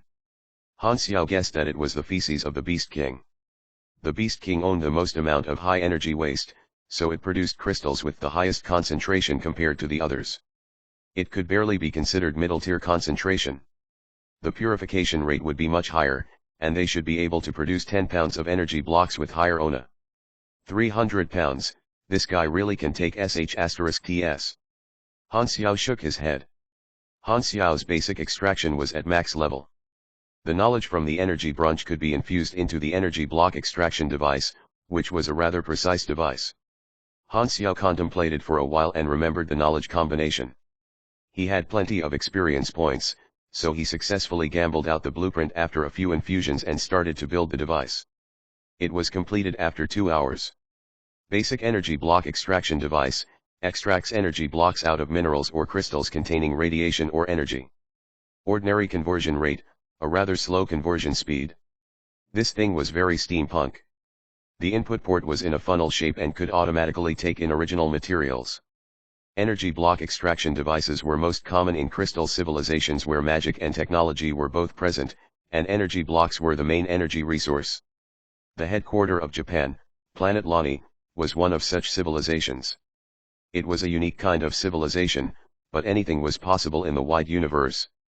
Han Xiao arranged the crystals nicely and activated the auto drop. The extraction process was fully automated. It should take about half a day to extract everything. I shall just wait. Han Xiao patted his hands. All that was left were the carcasses and eggs in the frozen warehouses. These could be used to make drugs, but he was not a pharmacist. Lewis Research Institution was in the western continent. It was too far, and the transportation cost would be too high. Also, the time it would consume during transportation would cause the materials to lose their freshness. Han Xiao pondered for a while and decided to hire a pharmacist. Suddenly, he had a flash of insight, and a name buried deep in his memories appeared in his mind. Chapter 228, The Exchange. A secret meeting was being held in the headquarters of Division 13, and many important members of the Hesla Military Intelligence Department were present. Gu Hui had welcomed them himself. The expedition was drawing near, so the 6 nations contacted each other frequently to discuss and adjust some final details. In the meeting room, both parties were calmly discussing the expedition. Buzz. The entire place turned silent upon the sound of phone vibration. Everyone looked over with dissatisfaction in their eyes. This is a very serious occasion. Who's so disrespectful? Seeing that the sound came from the Deputy Director General of the Division 13, Gu Hui, their expressions became complicated. The expressions on Hesla people's faces looked like they were saying, "Is this your leader?" So unprofessional. Gu Hui frowned. He had many phones, and most of them were turned off during meetings except for the one for emergency matters. Only very important calls would go to this phone. However, once he took out the phone and saw the number, his pupils constricted. Pause the meeting. I have to take this call. Without paying attention to the reactions of the others, Gu Hui left with his phone hurriedly after he finished the sentence. The people of Hesla were shocked. Whose call could make the Deputy Director General of the Division 13 leave an important meeting in front of everyone? Who was so important? Was it the superiors at the highest ranking? Then why did they not call the internal line? Coming to the quiet and isolated room next door, Gu Hui picked up the phone and said in a serious tone, "How come you're calling?" Surprised. Han Xiao's mocking voice came out of the phone. Han Xiao used the number and identity of 0 to call Gu Hui. Since the intelligence he provided last time, he had become a very important focus target of Star Dragon. Ever since the battle in Dark Crow Valley, Han Xiao had disappeared without a trace. Even Star Dragon's intelligence organizations could not find him. In the face of such a valuable communication opportunity, Gu Hui could not give it up no matter what, even if it meant he had to leave the important meeting. What do you want this time? Through precious contact with Han Xiao, Gu Hui had a rough idea of his personality. Han Xiao was goal-orientated and would not call for nothing. Thus, he went straight to the point. I want a person. Who? She's called, wait, let me go through the wanted list. Her code is Emerald Grass, she's a pharmacist. Gu Hui was stunned for a moment. He told his secretary to check on this person, and very soon, the results came back. Emerald Grass, her superhuman ability was controlling plants, and she was a top-notch pharmacist. Once, she had spread an infectious lethal disease with a drug that was not experimented on and caused a large number of deaths, which lead to her wanted status. She had been captured a few years ago and was currently tightly imprisoned on Bell of Death Island. Bell of Death Island was a prison of the Six Nations for the highly dangerous criminals. It was an isolated island in the sea with mysterious coordinates and tight security. "What do you want her for?" Gu Hui questioned. "Something." Han Xiao gave a vague answer. Gu Hui contemplated and said, "Even I can't bail people out of Bell of Death Island casually. It's against the rules." This was a roundabout rejection. Han Xiao laughed. He suddenly changed the subject and said, "I heard the expedition is going to start very soon. Tisk tisk, 6 nations coming together for a battle, attacking the land of Andria from more than a dozen directions, with planes, aircraft carriers, and all sorts. Tell me, will the Germinal organization accept their fate without resistance?" Gu Hui's hand tightened on the phone. "What intelligence do you have?" "Plenty. Base locations, military power, missile layout, and the Germinal organization's various inhuman plans," Han Xiao said in a very tempting tone. Gu Hui was angry, but he had to fall for the trap. "Emerald Grass is yours." "Done." Han Xiao agreed without hesitation. He had already planned on giving every piece of intelligence he had on the Germinal organization before the war to give more advantages to the 6 nations anyway, and now, he could even use that to exchange for a very important person. In version 2.0 of his previous life, Emerald Grass had been a very important character in Planet Aquamarine. As a top-notch pharmacist, she researched on the mutation virus, created drugs that suppressed the virus effectively, and made a very strong impact. In his previous life, Bell of Death Island had been a mysterious place. No player could find its coordinates, but they did have some information on it in version 2.0. The mutation virus had spread to Bell of Death Island, causing a very dangerous change, but the criminals imprisoned by the 6 nations in the Bell of Death Island resolved the disaster. They had fought their way out of the island and escaped. Emerald Grass had also escaped during this. As the saying goes, there are always crouching tigers and hidden dragons. The prisoners poured into the outside world and became new characters of version 2.0, like dragons flying over a river, causing a storm in the world on top of the disaster. "The intelligence will be sent to you. I will decide the location to retrieve Emerald Grass," Han Xiao said, then hung up the call. Gu Hui's expression changed several times. Only Han Xiao dared to hang up on him casually, and he could not do anything about it. A prisoner in exchange for key intelligence, this deal was a definite win. Furthermore, Gu Hui realized another benefit. He has been lost for so long. This meetup is a chance to follow up on his whereabouts. Han Xiao still had a position in the field agent files.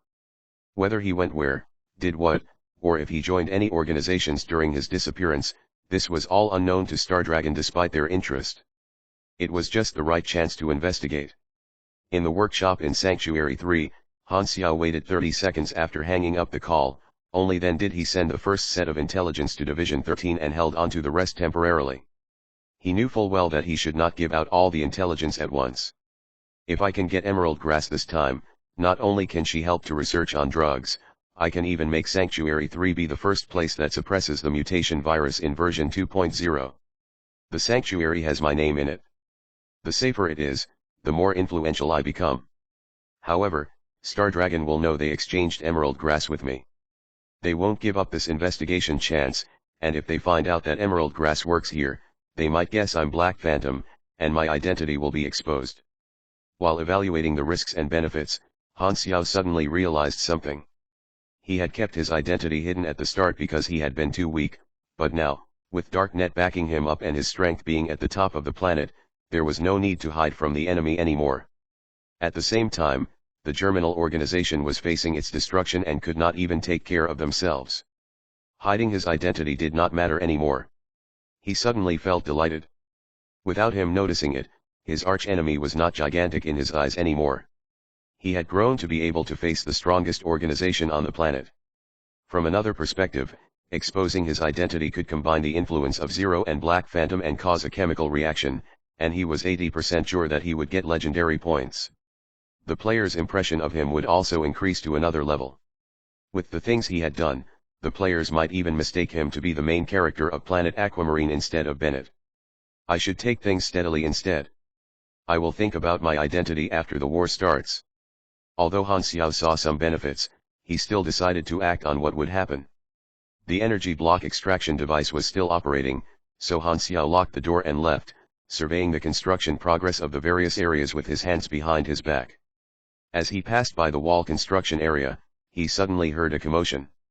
He stopped in place, then walked over. The engineering team surrounded a large crane helplessly. Seeing that Han Xiao approached, they greeted with respect. "What's happening?" Han Xiao asked. "The crane malfunctioned and cannot be turned on." "We can't find the cause," someone said helplessly. Han Xiao heard this and thought, wasn't fixing vehicles what I started with? He rolled up his sleeves and said with excitement, "Bring the tools over." The engineering team only remembered now that their boss was a mechanic. They hastily brought the parts and the tools over. Han Xiao climbed up the crane to check for the malfunction, and he found it not long after. He took out the tools and started fixing. His hands moved around so incredibly fast that they even created shadows behind them. The players on the side doing construction work were shocked upon seeing this. This hand speed matched the power of being single for at least 50 years. "Turns out single people have an advantage in the mechanic class," a player yelled. "I'm the man who will become the mechanic king one." Sad but true. As he repaired, the great mechanic Han was in the zone, so he also gave it some enhancements. He tightened the last screw. Done. Han Xiao clapped his hands and told the engineering team to turn it on. The enhanced crane was like it was on steroids and moved so quick that the engineering could not even catch up to its speed. They dodged hastily and jumped around. At this time, the players welding rebars on the wall suddenly looked at the wilderness and shouted, "There are some people here." Han Xiao quickly climbed the scaffolding of the wall to a higher place and looked out. A group of people wearing ragged clothes appeared in the wilderness, walking slowly toward the sanctuary. The wanderers had arrived. Chapter 229, The first time is always hardest. A few days ago, the guards that Han Xiao had sent out came into contact with the wanderers in the colonies tens of miles away. They explained the purpose of the sanctuary and invited the wanderers to take residence or work. Using foods and smiles, some wanderers that did not have a pleasant life agreed to move. From far away, the hundreds of wanderers could already see the tall wall that was still being built with the words Black Phantom Sanctuary 3 written on it with red paint. They found the situation unbelievable. Didn't they say that they just arrived in gray metal ruins a few days ago? This doesn't look like the construction has just started, a middle-aged man said hesitantly. The others were wondering the same thing. They had originally thought that the sanctuary was just being built, and the conditions would be harsh. In their imaginations, it would not even be as good looking as the tiny lousy houses in their colony. They were all ready to face a hard time, but reality gave them a huge surprise. Did they spend all the time building the wall? Some people were still in doubt. As they entered the sanctuary following the main road, this doubt was cleared in no time. There was too much for them to take in. Looking at the tall wall, neat buildings, and paved roads, every one of them could not believe that this was the construction progress of just 10 days. It took days for them to even build a lousy wooden house. The guards lead the dizzy wanderers to their residence, which was neither a camp nor wooden houses but brand new bunkers. There were many rooms, and electricity and water were available. There were ingredients in the kitchen, and they could cook themselves. They were completely overwhelmed by this huge pleasant surprise. How is this even called a sanctuary? Might as well call it a resort. Your Excellency, we have brought back 427 wanderers. There are 15 colonies tens of miles away with a total of about 3,500 people. Other teams are still in the middle of their discussion, and there's currently about 300 that rejected us clearly. Only a bit more than 400. That's not much. The purpose of the sanctuary was to protect humans, with the biggest goal of taking in wanderers. It would be a joke if there was nobody staying in it after its construction was completed. There were few wanderers in the karst, and wanderers from further away might not be willing to travel such a distance. In order to have people move over and take residence, Han Xiao felt like it required Bennett's macro control, which was able to bulk migrate the wanderers who were willing to stay in a sanctuary from other areas. However, that should be the arrangement after the plan matured. Now was only the early stages of the construction. Han Xiao waved his hands and dismissed Lu Zhao. He then walked back to the workshop and contemplated the situation. One of the requirements of his Sanctuary 3 main storyline mission was to reach 40,000 residents, excluding players. This was one of the requirements that had the richest reward, and it had very clear benefits to raising the mission's overall grading. Walking on the streets and seeing the lively scene of the players, Han Xiao knew that in order to achieve the player main city plan, there had to be NPCs staying important characters would be best. These were all mission resources, and only then would the players be attracted to gather there. The number of residents was a requirement of the sanctuary as well, which interlocked with his plan. This is a long-term task, Han Xiao thought. There were players that came to talk with him once in a while, wanting to buy equipment. Han Xiao did not refuse and got rid of the useless equipment in his storage while earning some money at the same time. Back at the workshop, the extraction device was still operating, and Han Xiao was in a very good mood. Not wanting to waste the opportunity, he took out the parts and started building compounded magnetic chain split blades. He was trying to go for the purple quality, and this time, he felt more proficient than all the times before. It might succeed this time. The noise of the extraction device echoed in the workshop, but Han Xiao was not affected by any external factors, immersed in building. When the extraction device stopped, he also finished at the same time. You have built compounded magnetic chain split blades, purple. Class advancement requirement, build 5 purple equipment above LV60. Progress, 1/5. Han Xiao exhaled, feeling much more relieved. The first time was always the hardest, much the same as forgiveness.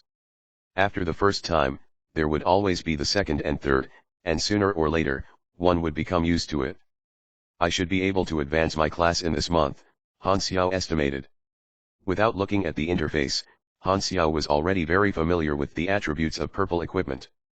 Starting from blue, quality would gradually make a bigger difference in the attributes of an equipment. The basic attributes of a purple equipment would be 20% to 30% higher than a blue equipment. The damage of the purple compounded magnetic chain split blades was a lot higher than the blue ones, and the attribute difference would be even greater if it had even better quality. After replacing the purple equipment with the blue one that he had equipped, Han Xiao went to take a look at the result of the extraction device. 2 tons of crystals became a small pile of rhombus-shaped, light blue crystals, each crystal being about half a palm in size. The original ore had been filled with cracks and messy lines, but the product after extraction was clear and transparent. Light passed through the crystal unobstructed and refracted within, like there was a mini sun in the crystal. Low-class energy crystal, contains non-elemental pure energy that can be converted and extracted. Energy crystals were most commonly used in magic civilizations and crystal civilizations. It was also the source of food for some creatures. Han Xiao nodded. He had yet to think of another way to make use of the energy crystal other than to use it as an energy source. The mage class had more ways to use the energy crystal. I shall store it for now. There are shadow stalks eggs in the warehouses that can be cultivated. Manually feeding them waste materials should create another way to make energy blocks, Han Xiao thought. Cultivating beast eggs required a professional, and emerald grass was just right for the task. Stars filled the sky. On the Star Dragon border, a black heavy helicopter landed slowly, its rotors blowing the weeds in all directions. A few Star Dragon Special Force soldiers lugged a person by their arms down from the chopper with serious expressions on their faces. This person was wearing a metal eye patch and a bandage. She had dry, messy hair that had not been taken care of for a very long time, and her lips were pale and cracked. The bottom half of the face showed it was a female. "Sir, she's here." The special unit soldier saluted the officer who was waiting on the side. "Confirm her body status, make sure she doesn't wake up," Feng Jun said. He was in charge of this exchange. This woman was Emerald Grass, a serial criminal whom they had bailed out of Bell of Death Island overnight. "Don't worry," the doctor said, "I injected a large dose of tranquilizer into her. She's in a deep sleep now." "Confirm it again." Feng Jun looked down at his watch. The agreed time of exchange was nearing, so he was nervous. Not only did he have to complete the assigned mission of exchange, but he also had to gain some information of Han Xiao's current status. He wondered who would be coming for the exchange and whether that person would give him some face. Although Feng Jun knew Han Xiao, it was because he knew Han Xiao's personality that he was not very confident. Seconds and minutes passed. They waited silently.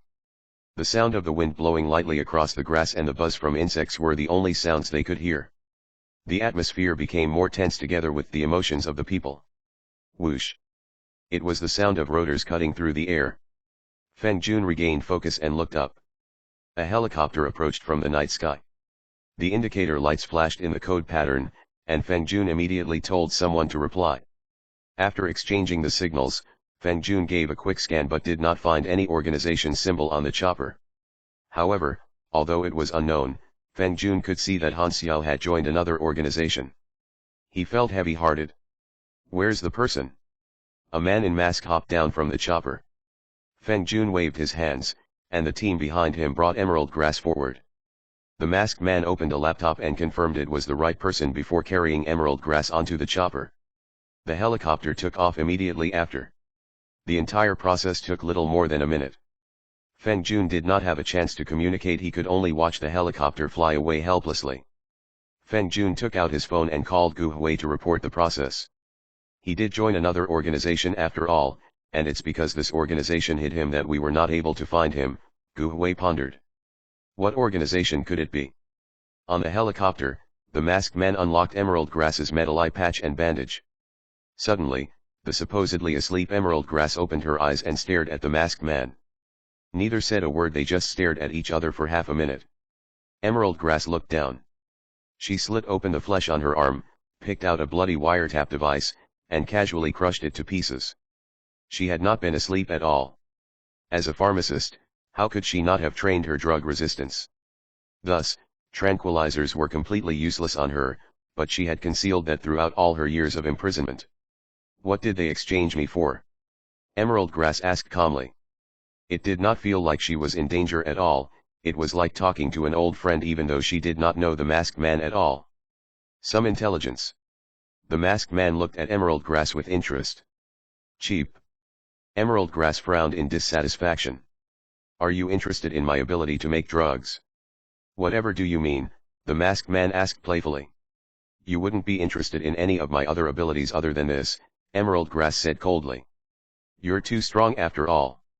A few days ago, when the Bell of Death Island guards injected tranquilizer into her and brought her onto the chopper, Emerald Grass already knew that she had become a bargaining chip, and she finally saw an opportunity to escape. While she maintained the disguise of being asleep, she had heard the conversation between the escort team and knew a meeting would be carried out. Emerald Grass had planned to use her own abilities to escape after the meeting, regain her freedom, and never be controlled again. Emerald Grass's ability was controlling plants within a certain range, therefore, her instincts were very sharp. The feeling the masked man gave off was like a beast hidden under the skin of a man, ready to consume its prey anytime. He felt even more dangerous than when the Star Dragon Special Unit soldiers pointed their guns at her head during the escort. Emerald Grass immediately knew that there was no chance to escape, so she gave up the idea of resisting. I was going to escape, but it looks like that would be suicide, Emerald Grass said honestly. Han Xiao pulled off his mask and smiled. You're very wise. Han Xiao had disguised himself for this meetup and taken a chopper over himself. He knew full well that Emerald Grass was not ordinary, and sending anyone else would have been a risk. Thus, it was best for him to go himself. As expected, Emerald Grass had hidden something. If he did not go, she would most likely have escaped. Emerald Grass had a very calm temperament, she was not surprised at all when something unexpected happened. She was very obviously suitable for scientific research as she would never be afraid of accidents happening during experiments. What do you need me to do? Emerald Grass asked. I will tell you when we are there. Han Xiao casually took out a device and scanned to see if there was any other wiretap on Emerald Grass's body, at the same time contemplating about how to have Emerald Grass work and stay in the sanctuary willingly.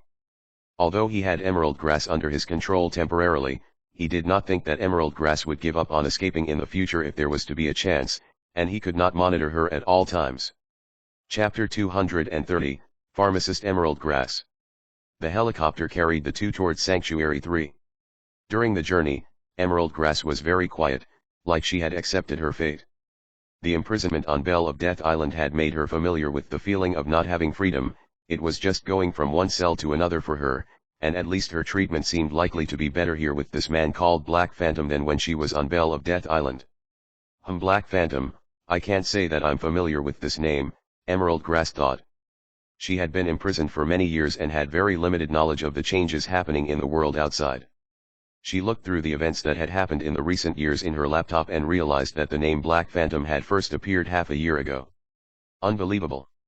In only half a year, this name had risen to fame like a shooting star. His strength was more terrifying than the highly dangerous serial criminals on Belle of Death Island, and those were all renowned serial criminals.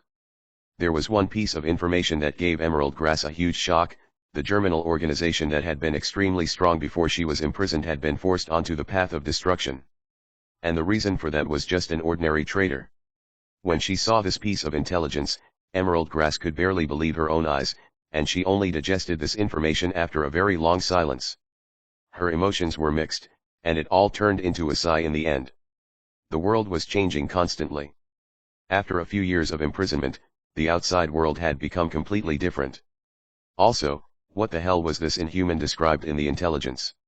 Sanctuary 3 was coming into sight, so Emerald Grass put down the laptop and looked out the window. Surprise flashed across her stoic face. So that construction area is our destination then. Black Phantom Sanctuary 3. What is a sanctuary? Han Xiao gave a faint smile and said, "You still have much more to catch up on." "I know." Emerald Grass nodded. She flicked her messy hair and said softly, "It's safe here, right?" Han Xiao did not reply. He pointed at his eyes, then at Sanctuary 3, implying that she should look for herself. Emerald Grass searched the keyword sanctuary on the internet for intelligence, and after some time, she got a rough idea. Turns out it's the Darknet's plan. I didn't expect this hidden huge organization to surface and even receive funding from the Six Nations. The purpose seems very pure, doesn't it? Emerald Grass wondered, but couldn't help but admit that she was not likely to find any place safer. Looking down from the plane, the grey metal ruins had experienced a complete makeover. A new area was marked out from the ruins, players and engineering teams dashed across like ants, and various types of engineering machines made buzzing sounds. The abandoned buildings, bridges, roads, and such had all been demolished in order to construct new buildings. The atmosphere was completely fresh. A small half of the tall concrete wall had already been completed, and countless players climbed up and down for construction. The helicopter lowered itself onto the parking spot. Having received notice long ago, Huang Yu came up to Han Xiao, talking rapidly about the things that had happened while Han Xiao had not been around. Most of them were cumbersome matters, but Huang Yu had taken care of all of them very neatly. He was indeed suitable as an assistant and secretary. Emerald Grass looked left and right, then stopped at Han Xiao, and said with surprise, "Didn't think you're actually the leader of the sanctuary. No wonder you need me." Han Xiao did not agree or deny it. He gave Huang Yu a few words of encouragement and took Emerald Grass to the frozen warehouse. After looking at a large amount of Shadow Stalker materials, Han Xiao described the task, then stared at Emerald Grass, waiting for her reply. Emerald Grass 0NLY pondered for 2 minutes before nodding. Shadow Stalker's brains, kidneys, gallbladders, mitral valves, and tailbones are all drug materials suitable for creating steroids and hormone drugs. Their eggs have a substance that aids in bone growth and metabolism and can be extracted to create very effective healing potions. Since you have so many monster eggs, I can try to cultivate a Shadow Stalker herd. You also mentioned that feeding them high energy waste can create radiation crystals. This is a renewable resource. Emerald Grass turned very professional when she talked about what she was good at, and she talked with more confidence, almost in a despising tone since she was so confident in her knowledge and skills of her field. What and what? Han Xiao did not hear clearly and was very confused. Emerald Grass rolled her eyes. Her expression was like telling Han Xiao to leave these kinds of professional matters to the professionals, and Han Xiao should not interfere since he had no knowledge of the field. Compared to the cold feeling that Emerald Grass gave off earlier, her expression was now livelier, like she had noticed that the situation she was in was not bad after all, which made her feel relieved and stop putting on a disguise that rejected everyone with her coldness. That substance you mentioned sounds very valuable. I'll leave you to it. Han Xiao nodded with his hands behind his back, looking like he totally knew what Emerald Grass was talking about. Emerald Grass laughed before hurriedly suppressing her laughter. Huang Yu, come. Han Xiao yelled. Huang Yu, who was waiting to the side, ran over immediately. Han Xiao pointed at Emerald Grass and announced, even while chuckling a bit near the end. This person too is absolutely integral to the future success of what we plan to do here. Please attend to her every desire, within reason, of course, and if you have any questions while accomplishing this task, Do not hesitate to ask me. Now, please welcome Ms. Grass here and make sure that she is as comfortable as we can manage to make her within what progress we've made thus far." He then turned to Emerald Grass and stated, "Quantity and quality of resources allocated to you for personal research will be directly correlated to the value your assigned research manages to provide me, and for this sanctuary project." Huang Yu nodded. He brought Emerald Grass to an exquisite residence, then followed Han Xiao's orders, which considering her modest needs was not actually all that difficult a task, and gave her some information about the sanctuary. The room was new and rather large, or at least much larger than the cell she used to be in. Emerald Grass lay on the bed and let out a moan of comfort and at least some relief. She was pretty sure that she was in a good spot. She could not yet be certain of her benefactor's motivations, but this was definitely a step up. After years of sleeping in that iron-framed bed, she finally could sleep on this soft mattress. It was like sleeping on a pile of cotton, and her entire body was sinking. Huang Yu stood at the door awkwardly. Emerald Grass totally ignored him while doing this, and he did not know whether he should stay or leave. He knocked at the door frame and coughed. "Well, then rest well. I shall leave now."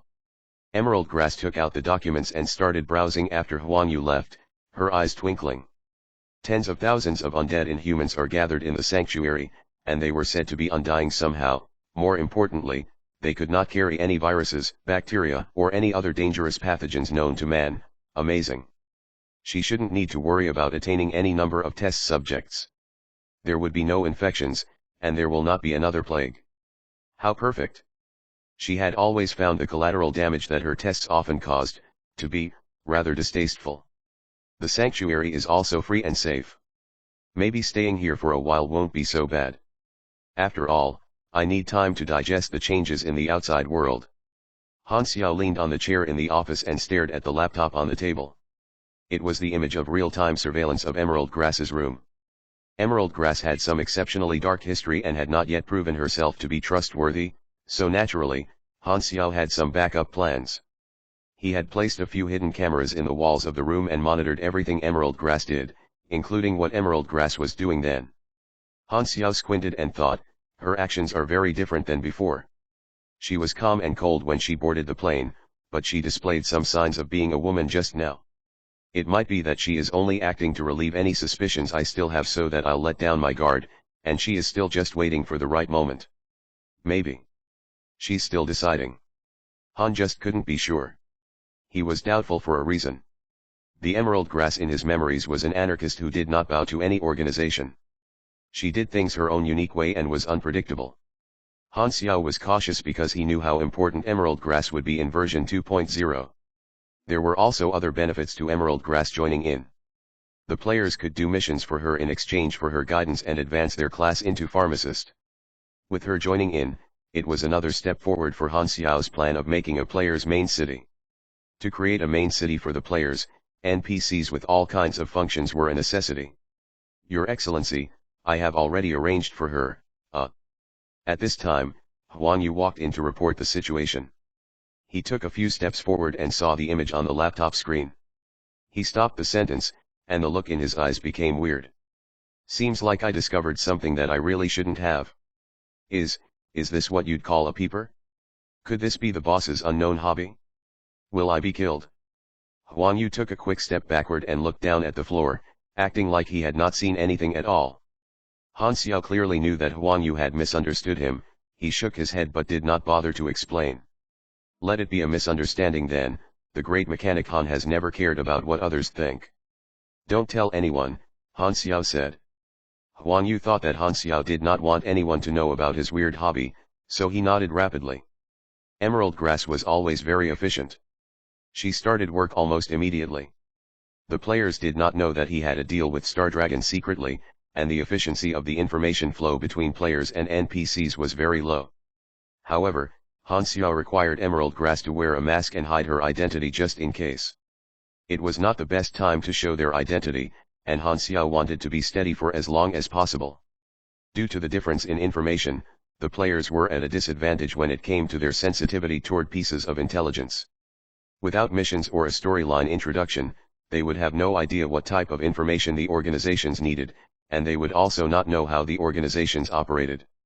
Most players were busy doing missions, making money, and getting equipment. Also, with their player mentality, they would not chat too much with the NPCs, which meant that there was an even smaller chance of their conversation mentioning other NPCs. Since it was for safety reasons, emerald grass did not have any problems with it. Emerald grass created many kinds of drugs with a very high quantity. Han Xiao took the healing agents and steroids with the best quality and allowed emerald grass to sell the rest of the drugs with lower quality to the players, which showed the multiple functionalities of the sanctuary to the players. There was always a high demand for drugs on the market. They were usually expensive to limit the players from using drugs excessively to win battles. Despite that, players still had a very high demand for these drugs. The appearance of emerald grass made a lot of players content. The message spread very quickly. All the players knew that there was a new NPC in the sanctuary who sold drugs, so a lot of players came and bought from emerald grass. Emerald grass was very curious about the Inhumans. She realized that the players were the best test subjects, and they were all very easy to talk to. As long as she asked them for help, they would almost always agree. She also did not have to worry about the consequences of failure. They were indeed perfect test subjects. Emerald grass was like a fish in water. She enjoyed staying there even more. Sanctuary 3 was a good place. Han Xiao still had the drugs that he had robbed from Lewis Research Institution, but he did not plan on selling them anytime soon.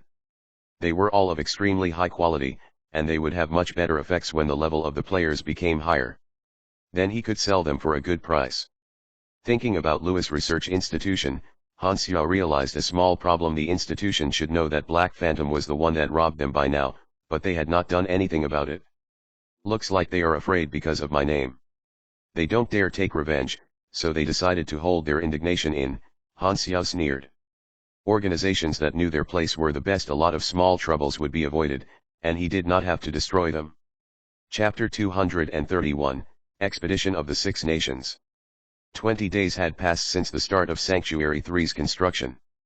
The West City area and North City area of Grey Metal Ruins had been modified into temporary sanctuary areas with the completed basic layout, including walls, power plants, residential areas, electricity network, and all the basic facilities. Han Xiao's Sanctuary 3 main storyline mission that had 13 construction requirements and a 3-month target now only had 3 uncompleted.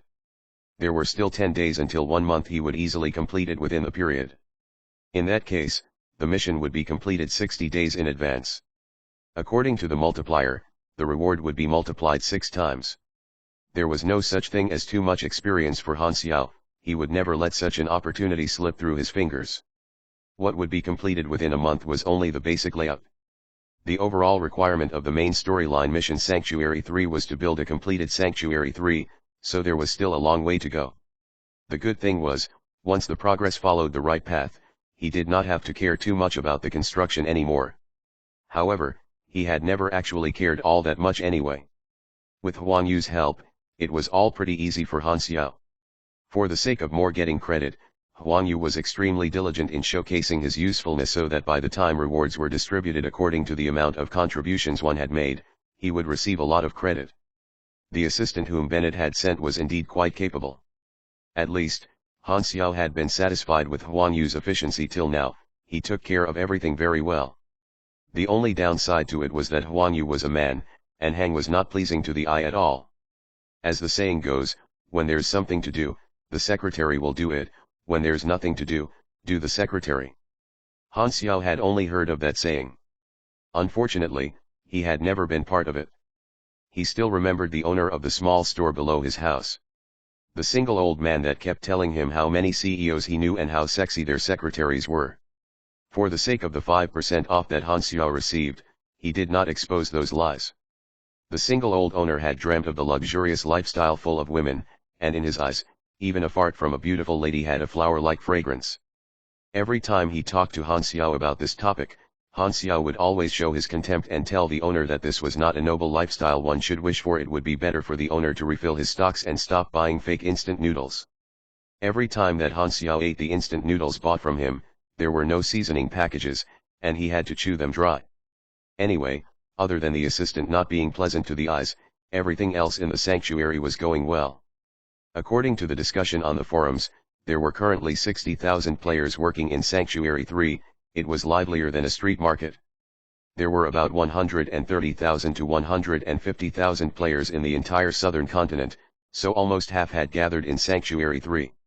Its popularity was not hard to imagine. There were a lot of players but only a little more than 2,000 wanderer residents. With the harsh environment of Karst, there were not many wanderers. To achieve the player's main city plan there had to be enough number of NPCs to provide functionalities to the city. The Sanctuary main storyline missions could only attract the players for so long, and as soon as the Sanctuary was completed, the players would all be gone if there was nothing to attract them to stay. All good things must come to an end. Han Xiao wanted the players to be attracted to the Sanctuary. Therefore, he had to largely increase the residents of the Sanctuary, and with more important people like Emerald Grass to provide unique functions, the Sanctuary would provide more uses to the players. The most direct way to increase the population was to migrate people from other large colonies. Han Xiao thought of Luchang, Alumra, and such right away. He put this all into consideration. Clank. Metal finger blades and a retractable knife clashed and pushed against each other.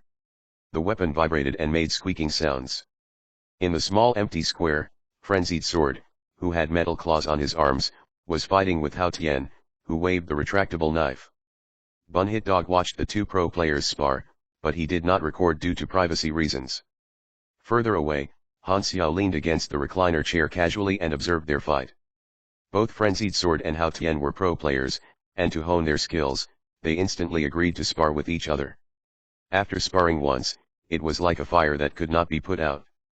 They sparred dozens of times a day. The professional league was drawing close, and the pro players had to prepare for it. Between LV 20 to 40 was the time when PvP was most popular. PvP between players could be seen all around the Sanctuary, and it negatively impacted the security measures. Han Xiao immediately gave an order that sparring was not allowed in the safe areas within the Sanctuary, but they could go to the ruins if they wanted to fight each other, and no one would care. If they went there, they might even help to demolish the old buildings. Only a main city could be considered a safe area. The two pro players finally stopped after a long fight, with Frenzied Sword at a slight loss.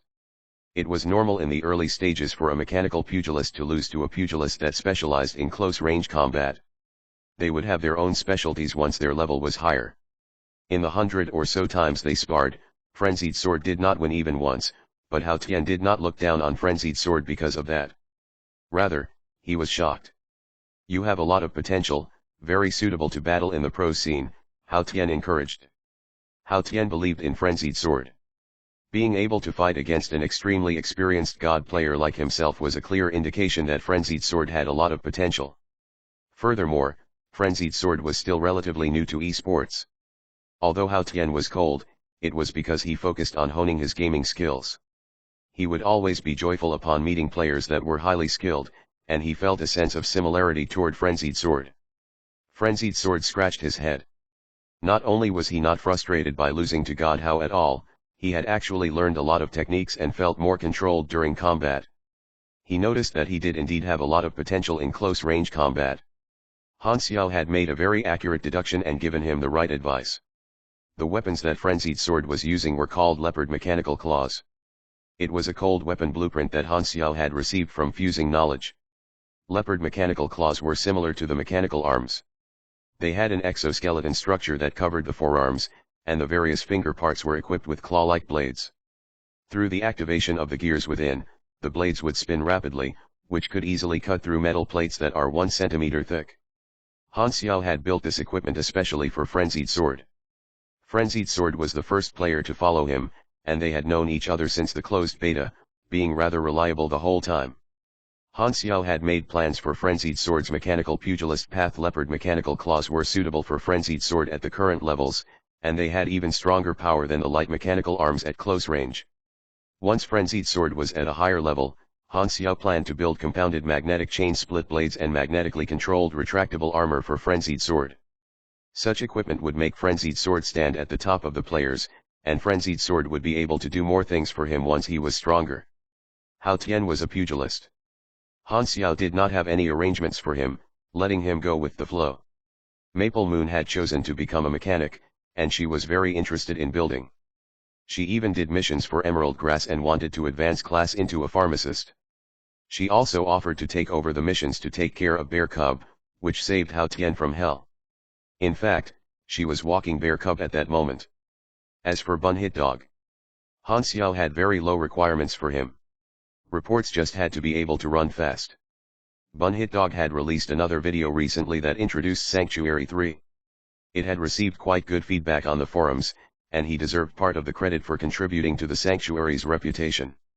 In recent days, the pro players that accepted the hidden storyline missions from Han Xiao had completed their missions one by one. Han Xiao had noticed a few suitable candidates and placed them onto his possible spare tire list. Han Xiao had no plans to expand his spare tire team temporarily. His resources were just right for 4 players. There would be some trouble if there were more. Ding dong. While Han Xiao sat causally under the sun, a message appeared on the laptop on his lap. Han Xiao moved his fingers and clicked open the message. Instantly, he sat straight up, and his expression became very serious. It was a very short message, but it signified the beginning of a storm. The 6 nations have started their expedition. Chapter 232, War for Planet Aquamarine. In the 4 lands of Planet Aquamarine, the 6 nations controlled the southern, northern, and western continents. The land of Andria in the middle had once been the main battlefield of the old era, and it was heavily polluted, filled with radiation, desertified, and abandoned. The Germinal organization had occupied it and made it into their headquarters.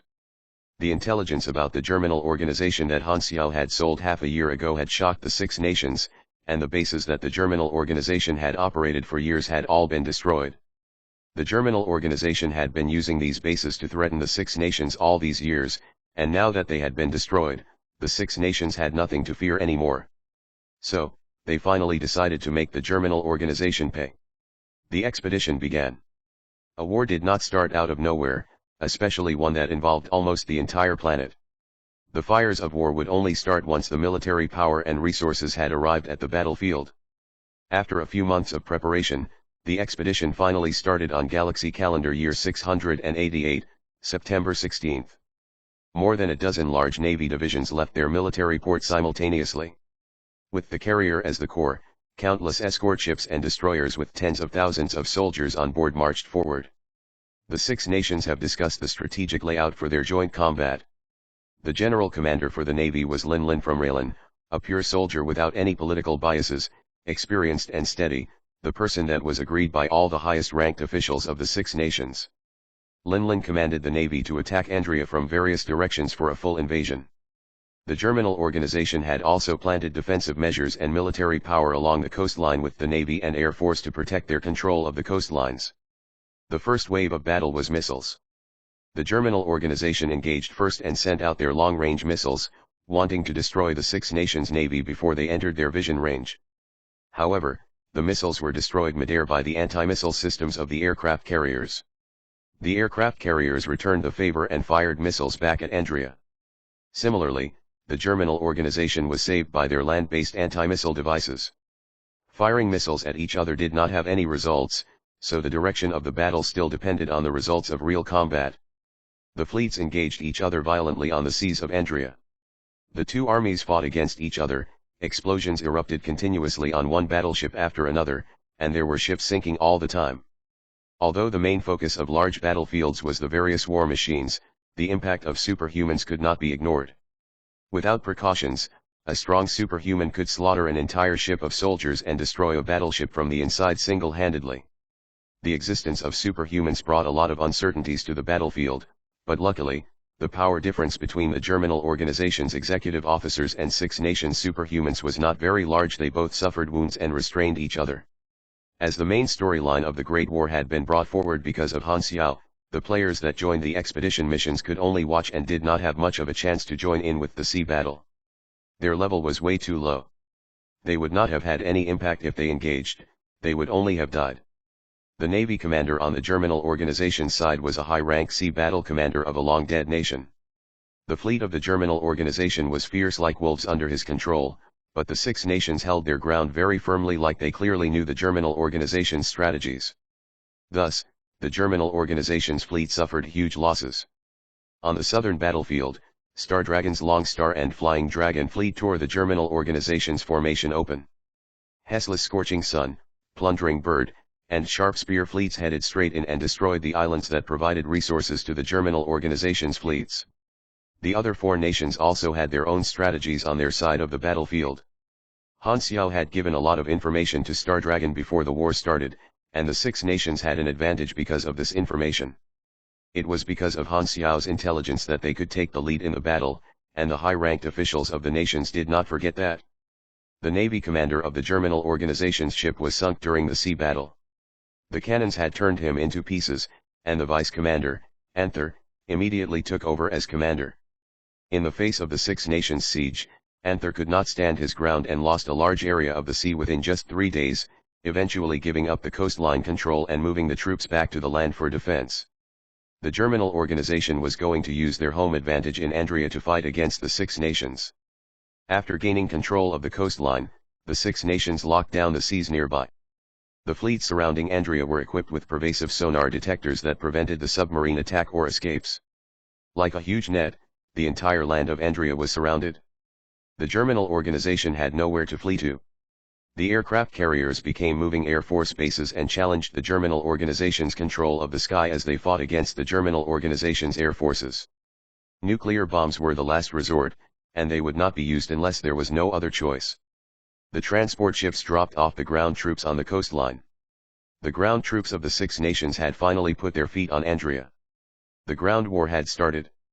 The result of the ground battle could largely impact the ending result of the war, and according to the intelligence provided by Han Xiao, they just had to destroy these military bases that were equipped with anti-missile devices. Then, their aircraft carriers would be able to fire missiles and utilize their destructive powers. The Germinal organization would soon be defeated. Without anywhere to flee, the Germinal organization would only lose more territory as the war went on, and their only ending would be death. If the Germinal organization wanted to change the situation, they had to think of other ways. The commanders of the Six Nations were sure that the Germinal organization had hidden strategies, and they were both trying to figure out each other's aces. Anyone could see that the Germinal organization was at a huge disadvantage. The Six Nations held councils of war internally many times and came to a conclusion that the Germinal organization had close to no chance of winning. The only thing that they had to be cautious of was the hand of death system that Han Xiao had told them of, the Germinal organization's last resort. To get rid of nuclear threats, the Six Nations sent special agents and infiltrated the various military bases that controlled nuclear weapons according to Han Xiao. In the Germinal organization's explosion-proof, underground headquarters, the situation of the war was being presented to the leader. The high-ranked officials of the Germinal organization were depressed.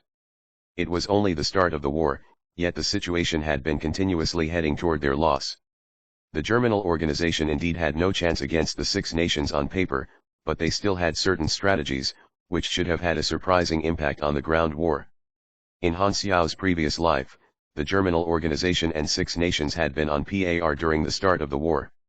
The Germinal organization had been able to divert the Six Nations' attention with their bases across the continents. Their military power on the actual battlefield had been nearly equal. But now, the Germinal organization had been wounded by Han Xiao. Victory seemed to have favored the Six Nations so much that there was close to no chance of changing it. The situation was completely different to his previous life.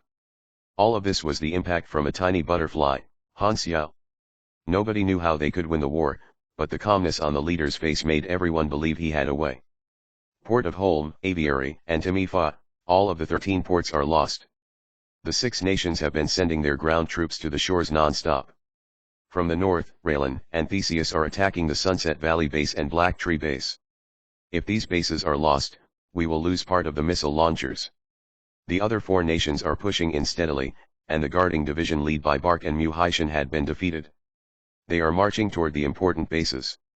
The goal of the enemy is very clear, they are aiming at our bases equipped with missile launchers and anti-missile devices. They even know the detailed information of these bases. They definitely have very key intelligence of ours, the commander reported with sweat all over his head. It's Zero, the leader said so calmly that it was almost scary. He was used to it. This result further proved his speculation of Han Xiao having predicting abilities. Zero would always be the biggest threat to the organization as long as he was alive. Intelligence would only be useful when there was enough power to make use of it, and unluckily for them, Zero danced between the Six Nations and used their power. Unfortunately, the Germinal organization could not do anything about it. Zero was like a mouse that was always hiding. They could only hope that the prediction from Destiny's Child would be true, and Zero would come to the headquarters. The leader had countless men surrounding the headquarters. He just had to give the order, and an enormous encirclement that extended more than 1,000 miles would be formed. Nothing was overkill in order to capture Zero. Zero's strength was not to be taken very seriously, but there was a very high possibility that he would bring a lot of help along, and the leader was confident that no matter how much help Zero would bring along, the only ending for them would be death under this huge trap that he had planned.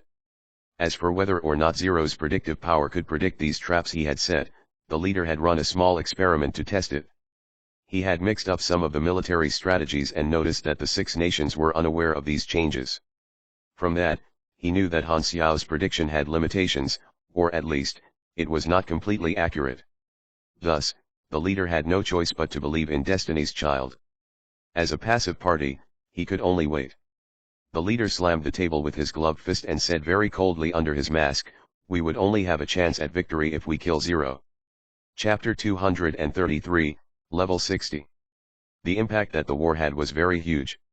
Other than Andrea being in the flames of war, organizations all over planet Aquamarine had their own reactions, and most of the civilians were terrified.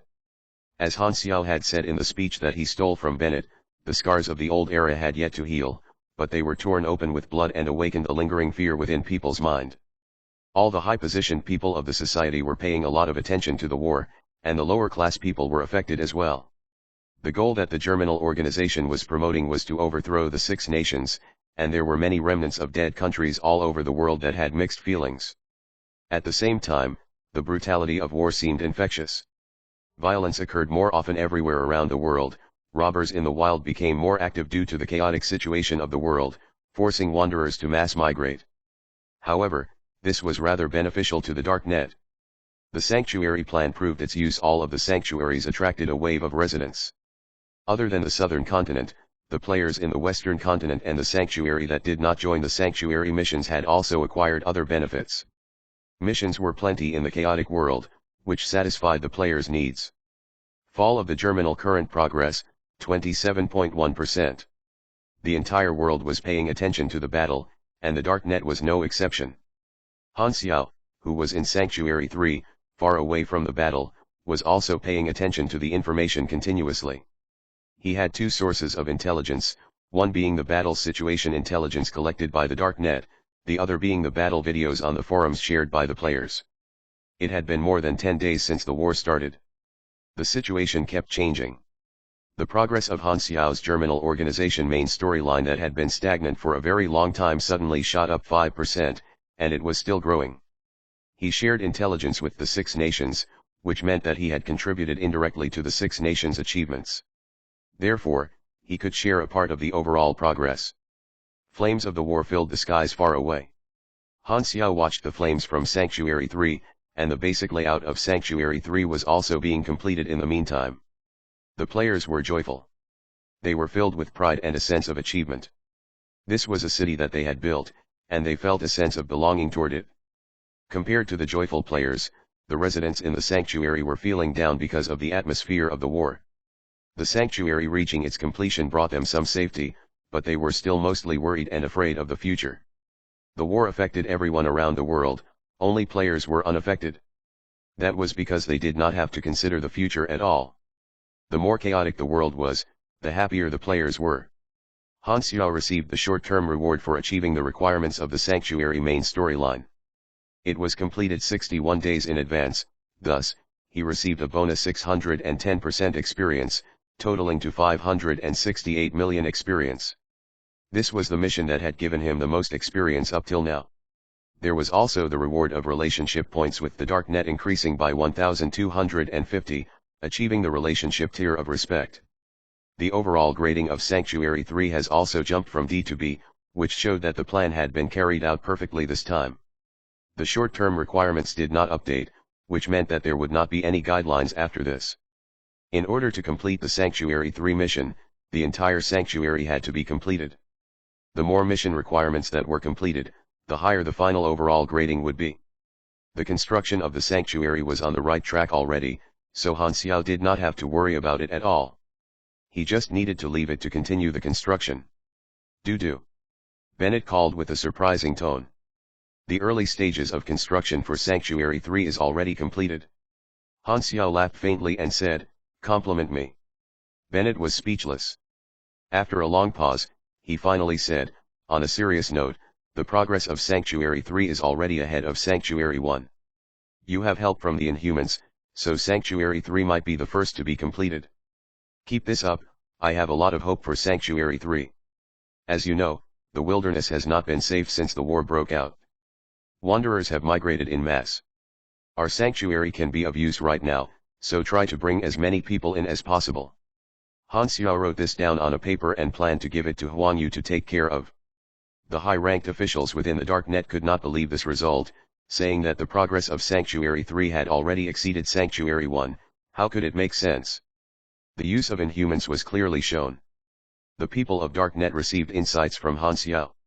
They planned to also hire some Inhumans as workers. This would be beneficial to the entire sanctuary plan. Bennett said a little more before hanging up the call. He was also paying attention to the war, but he did not mention much about that topic. That was because the darknet was considered a neutral party. There was no need for them to join in the storm. However, he did not know Han Xiao's plans. As the war breaks out, the Germinal organization will have a hard time to even take care of themselves. I could pay them a visit. The thought flashed through Han Xiao's mind. He had been waiting for this opportunity for a very long time. He had 3 goals. One was to receive direct progress of the mission fall of the Germinal and increase its completion percentage. Another goal was to save Aurora, free Hyla, who would be extremely strong in the future, and hopefully create a positive relationship with Hyla. He had wanted to do this for a very long time and had only been waiting for a suitable opportunity. Now was no doubt the best time to save them. The guarding power of the Germinal organization's headquarters should be very low at the moment.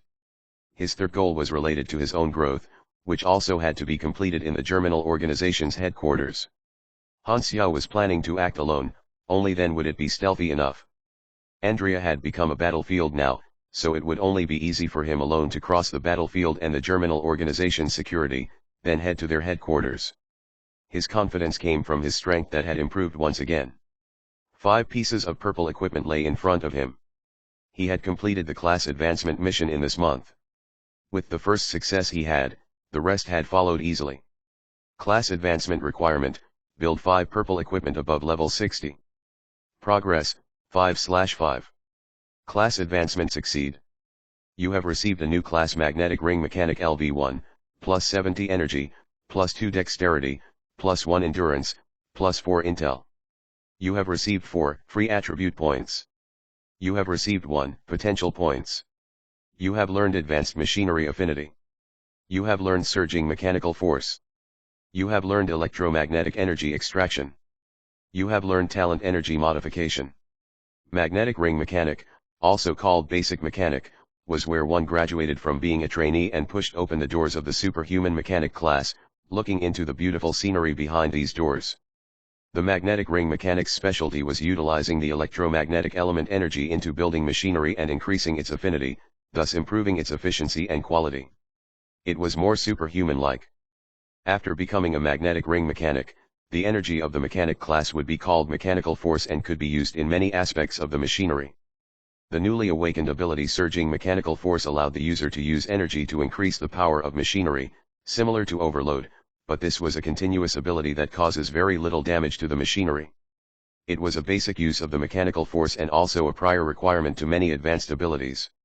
Electromagnetic energy extraction was the same as energy training technique. It was a growth ability that could increase energy. Its effect was based on the int attribute, and the only difference between them was that the skill was unique to mechanics. Energy modification was a talent whose introduction was: you have discovered the key to building machinery. Fuse your energy into the various building steps. Its effect was to increase the quality and efficiency of the machinery built based on the energy level. It was one of the specialties of magnetic ring mechanics and a core talent of the mechanic class. As an example, Han Xiao currently had a little more than 1,600 energy, which would increase his efficiency in building machinery by about 20 to 25%. A breeze of freshness could be felt in Han Xiao's brain, extending all over his body. A large amount of new knowledge appeared in his head. Han Xiao squinted his eyes in comfort. He could feel the clear changes of class advancement, and his control of machinery had improved once again. New class, stronger power. I have finally advanced class. Han Xiao clenched his fists. Excitement filled his heart. The enormous amount of experience on his interface could finally be used again. Magnetic ring mechanic needed 3,650,000 experience to level up from LV.1 to LV.2, 3 times what was needed when leveling up trainee mechanic from LV.14 to LV.15. The higher the tier of the class, the more experience was needed to level up. Without hesitation, Han Xiao immediately leveled magnetic ring mechanic to LV.5, spending 20 million experience without blinking. Rich. His overall level reached 60. 1 year and more than 2 months after he joined Galaxy, Han Xiao finally reached max level in version 1.0. LV60 Class Advancement Mission: The Ultimate Trial, push one's limits during battle. Find and ascend the hierarchy of life. Mission requirements: acquire 2000 trial points.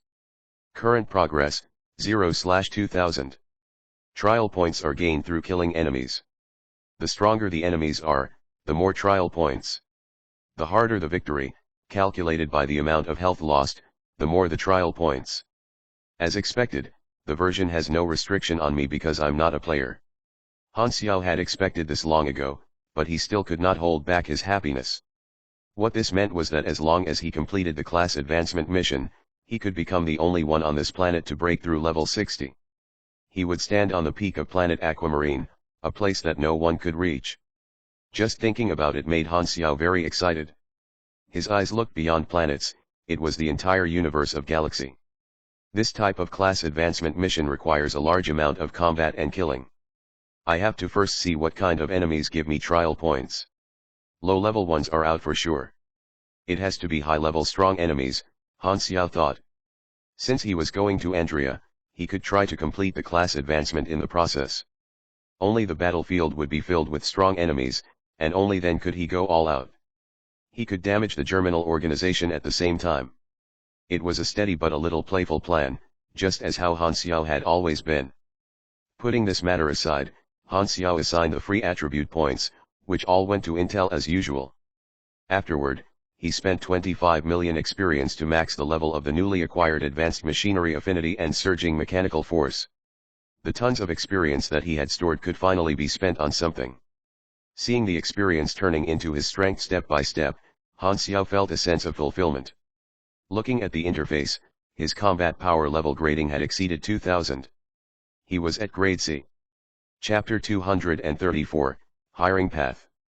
Translator, Atlas Studios. Editor, Atlas Studios. A grade C superhuman was at the peak of planet Aquamarine. They had stronger resistance and destructive power, and they were considered to be basic planet explorer standard in the universe. Achieving LV60 would not guarantee a C grade. It also took into consideration the standard of abilities, talents, and attributes.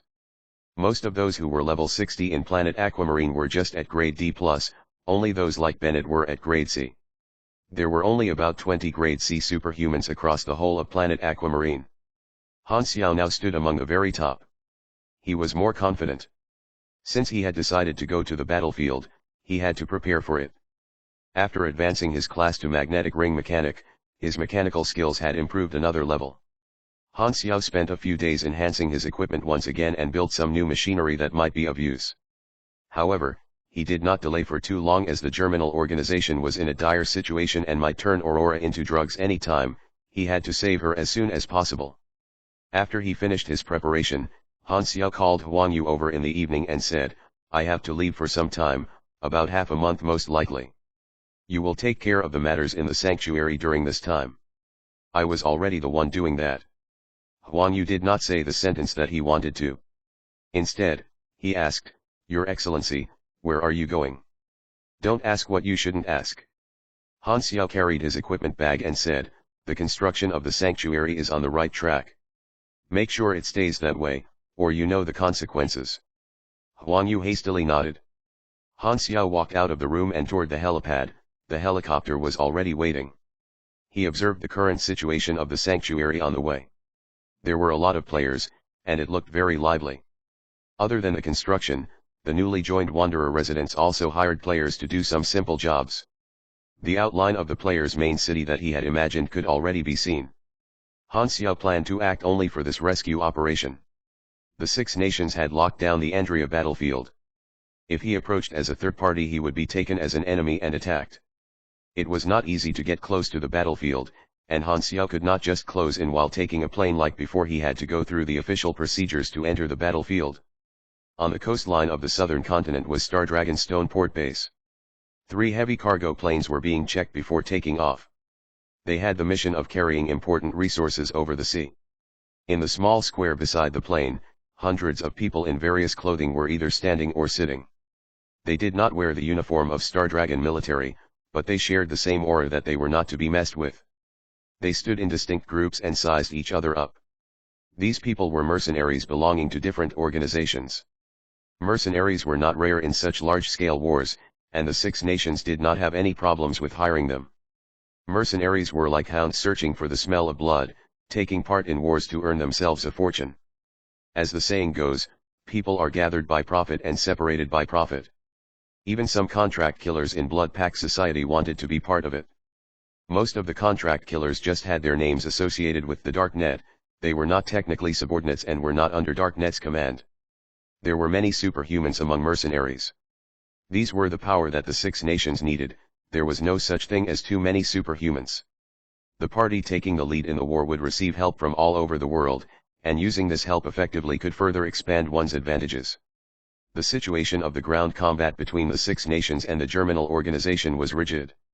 A large number of super soldiers that the Germinal organization had produced gave quite some trouble to the ground troops of the 6 nations, so this was the time when they needed more manpower. There were thousands of battlefields of various scales across Andria. The places where the mercenaries would be most useful was in comparatively smaller battles as well as in carrying out strategic missions. Quality was more important than quantity. These mercenaries were taking the cargo plane toward Andria. They were chatting among themselves at the moment. Most of them were undisciplined, rough men who were acting rowdily. The Star Dragon soldiers standing in their guarding positions on the side were annoyed by this behavior, but they were not allowed to scold these mercenaries as an order from above. Surrounded in a noisy environment, Qin Yuan crossed his arms and looked at the surroundings. The Blades, Goats, and Ice Sculpture mercenary organizations. Tisk tisk, seems like quite a number of people came, all wanting to earn a fortune during the war. Even the killers are here, and the most renowned ones here are Crowell from the Wasps and Ghost-level killers Scattered Shadow from the Blood Pack Society, Qin Yuan thought mockingly. Qin Yuan was a small-time famous mercenary.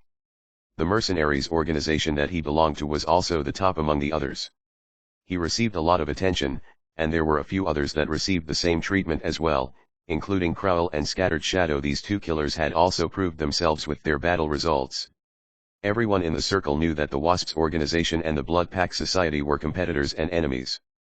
Therefore, these 2 killers received the most attention. Many mercenaries wanted to watch them put on a show, but they stood in the corner and did not have any conflict at the moment. Scattered Shadow sized Crowell up occasionally with dread in his eyes because Crowell had a bigger name. Staying cautious, Scattered Shadow was wary of Crowell. In comparison, Crowell seemed very casual and relaxed. He closed his eyes and rested calmly, looking very confident. He ignored Scattered Shadow and felt he was above all. Qin Yuan sized Crowell up with interest. Suddenly, he saw the Star Dragon soldiers far away split open a path and allow one person in. Another new guy. Qin Yuan looked over, but his ridiculing eyes froze and turned into shock very quickly. His mouth widened, and he became speechless for the moment. The others looked over as well. The scene that had been noisy just a moment ago suddenly turned silent as shock appeared in everyone's faces. A man in black clothes slowly approached and stopped at the edges of the team, causing everyone watching to avert their gaze. Chatter filled with shock soon rippled through the crowd. Why is someone like him here? Black Phantom can be said to represent the Darknet. Is the Darknet not on neutral ground anymore? Han Xiao stood quietly unaffected and did not say a word. Black Phantom was a legend in the Darknet. He immediately became the center of attention because they did not think that someone of this level would be acting together with them.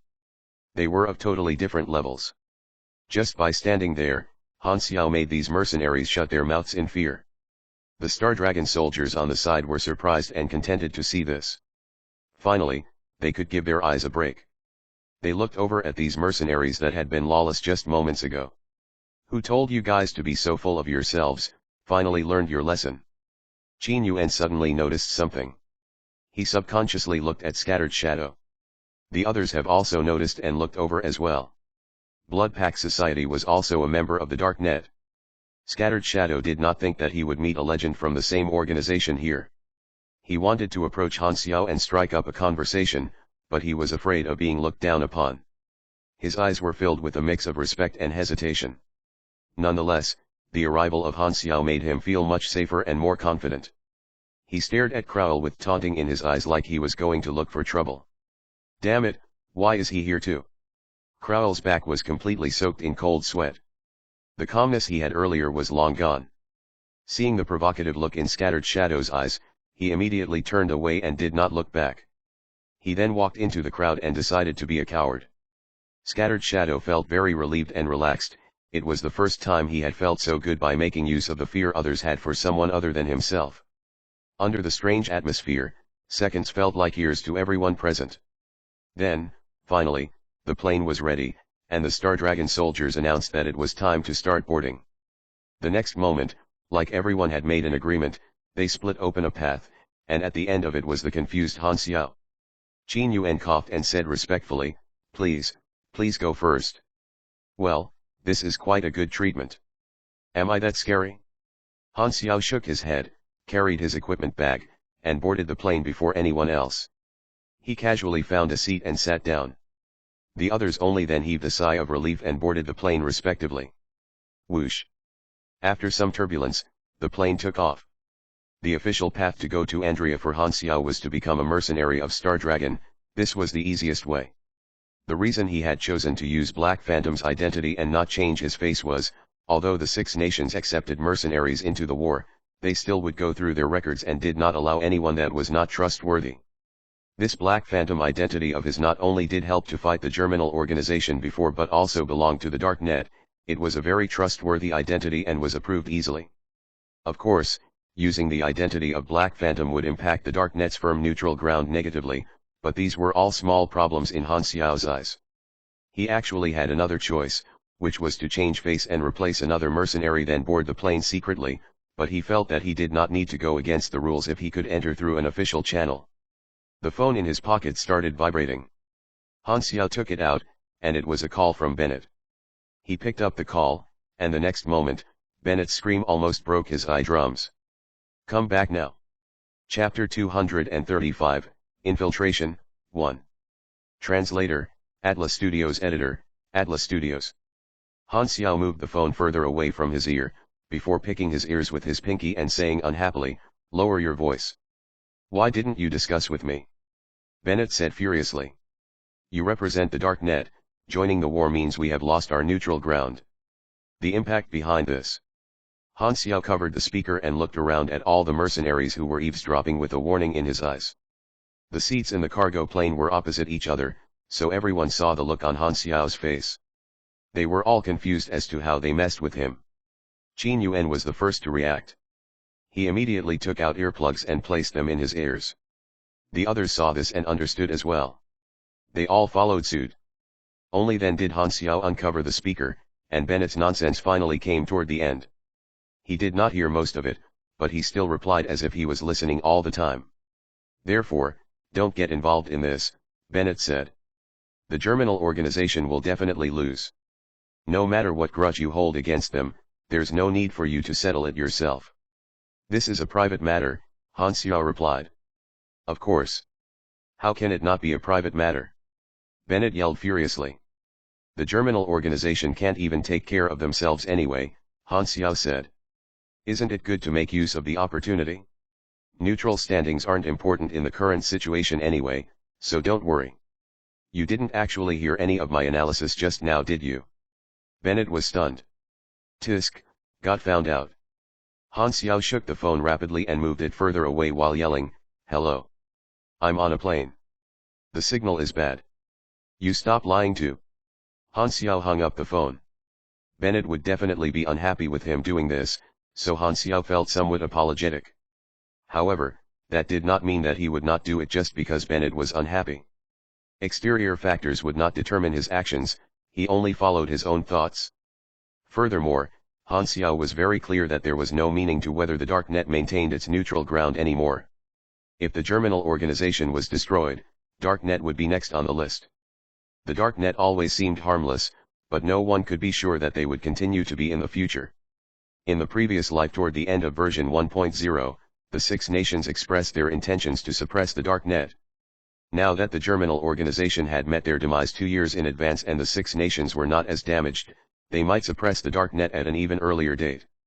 At this moment, a Star Dragon commander walked into the cabin, waved his laptop, and said, 8 hours till we arrive in Andrea.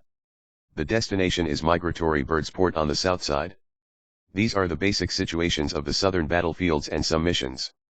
Take a look. After he finished, the people looked up at him in confusion. The commander was a little stunned. Should there be someone that would take the laptop from him? Holding onto the laptop and getting ignored is very awkward, okay. Qin Yuan realized something. He hastily informed the others to take out the earplugs and said awkwardly, please say that again. After 10 minutes, everyone had a laptop in their hands and was studying the information. Han Xiao suddenly said, give me a map of the entire battlefield with the germinal organization's territory and their basic layout. The commander agreed. The territory map and the layout of the enemy was not a secret. He had received orders to pay attention to Black Phantom and satisfy any of his reasonable needs. The reason that Star Dragon treated him so well had to do with Han Xiao's identity. In gaming terms, it was because he had high enough relationship points and legendary points. Intelligence was also a reason that Han Xiao had entered through the official channel. It was not easy to penetrate the battlefield, and if he rushed in without any knowledge of the enemy's strategic layout, he would most likely end up in a horrible position. The intelligence that the Six Nations had was very well rounded, and it was convenient for him to come up with an action plan. A lot of soldiers near the headquarters. Both ground and air are locked down. The germinal organization headquarters were made up of bases. The real core was the explosion-proof fortification hidden underground in the middle of these bases that was Han Xiao's target. Han Xiao realized that there were many small gaps in the germinal organization's deployment, which seemed like a chance for him to head straight into the headquarters. These gaps were not very obvious but were not too secretive. Feels weird. Han Xiao rubbed his chins as his eyes twinkled. The cargo plane landed in Andrea. The cabin doors opened, and the smell of dust and the tight war atmosphere filled the air. Countless battleships docked on the sea far away, and sound of helicopter blades passed above their head continuously. There were still burn marks from the coastline battle in the sport. Star Dragon soldiers passed by one after another. Han Xiao alighted the plane along with the others. What followed next were all sorts of procedures that took 2 hours to complete. The mercenaries finally crossed the iron net obstruction, boarded the troop transport, and entered the battlefield area through the road. The vehicle was heading toward a battlefield on the front lines that was fighting with the germinal organization team in the ruins. After getting off the plane, Han Xiao had not stopped moving. He could feel the tense atmosphere in the battlefield as he passed through the battlefield. He occasionally saw refugees in ragged clothes staggering and retreating under the soldiers' lead. These were the wanderers in Andrea. Their life was already tough enough, and the war made it even worse. The impact of the old era war was still affecting Andrea, the radiation pollution was still very severe, so plants and animals were rare. Many of the refugees had black-yellow scars on their skin, and some of them even had tumors. They alighted the vehicle upon arriving at the destination. Qin Yuan approached Han Xiao before the commander came. Your Excellency Black Phantom, we hope you can lead us. Mercenaries respected the strong. Han Xiao's position was undoubted. It was the safest to act in groups on the battlefield, and it was an instinct to follow those who were strong. Han Xiao waved his hands, picked up his equipment, and left. Qin Yuan was stunned. He hurriedly yelled, "Where are you going?" "That's the way to leaving the battlefield. Our mission is." Han Xiao's voice came from far away. "I'm not interested in that mission. I'm used to acting alone." Everyone helplessly exchanged looks. There was no need for him to join a team, he could just do things alone. A few days later, scorching sun burnt the ground of Mika town, which had originally been a colony for the wanderers. It had become a small-scale battlefield. Short and tiny buildings were destroyed, bullet shells littered on the ground, and burn marks scarred the scenery. There were still flames that had yet to go out, giving out black smoke. Hugh. A gasping sound appeared behind a building that was half collapsed.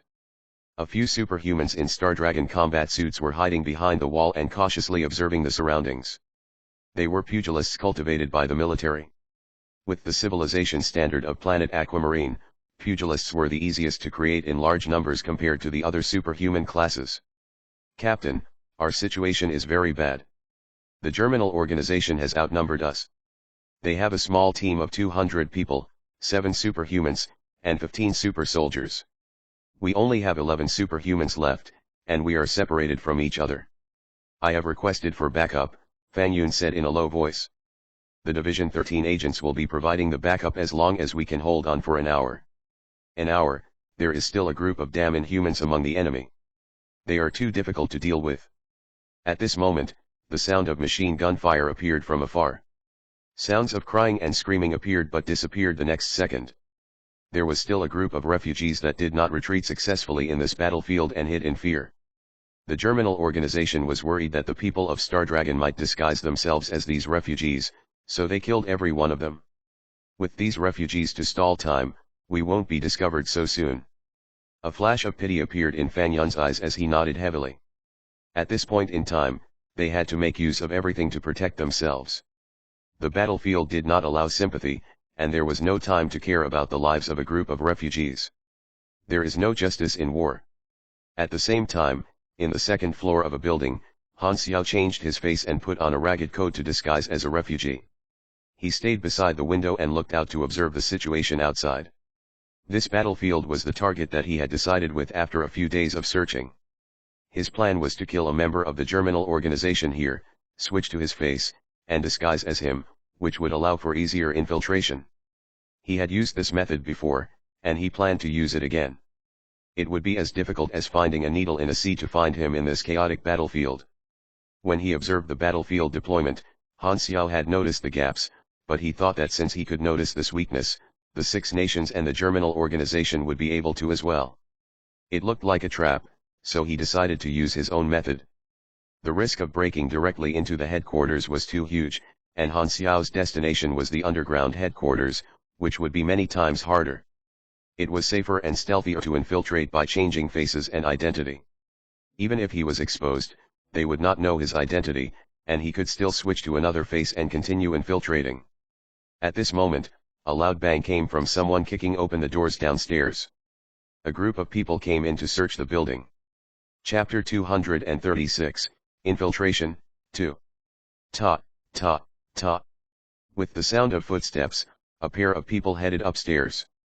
Han Xiao could see through the bullet holes in the walls that these people had IDs hovering above their heads. Unlucky, it's a group of players. He was wearing his smart meta-optical mask, but although the players could not know his real identity, they could at least see that his attributes were all question marks and would immediately be cautious. As these Germinal organization players approached, their conversation could also be heard. What's your contribution points? 127. I have 95. There are no contribution points to killing refugees, how annoying. Both players of the 6 nations and Germinal organization received battlefield missions. Killing enemies would grant them contribution points. The war between organizations should not have opened at this stage, but because of Han Xiao's effect on the storyline, the players joined the war at a very low level, and their impact on the war was minimized. With a loud thud, the door was kicked open. The 2 players walked in and saw Han Xiao in the corner. Fuck, another refugee. One of them raised the gun immediately and prepared to fire.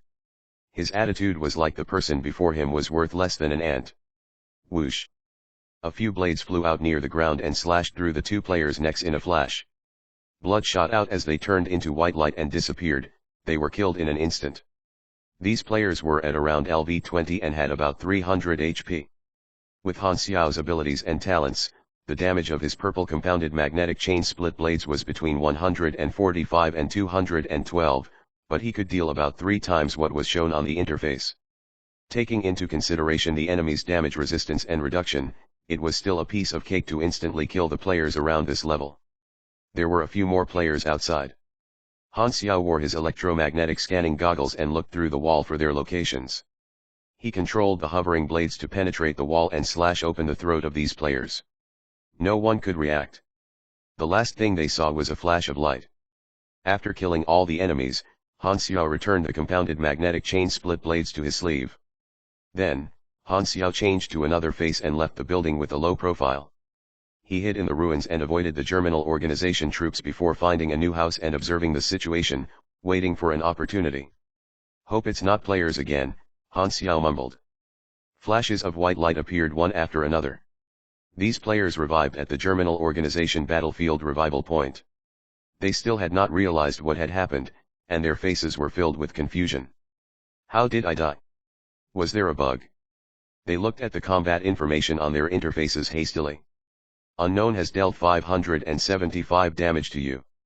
Unknown has dealt 557 damage to you. You were killed by unknown. The players were all confused. What was this unknown?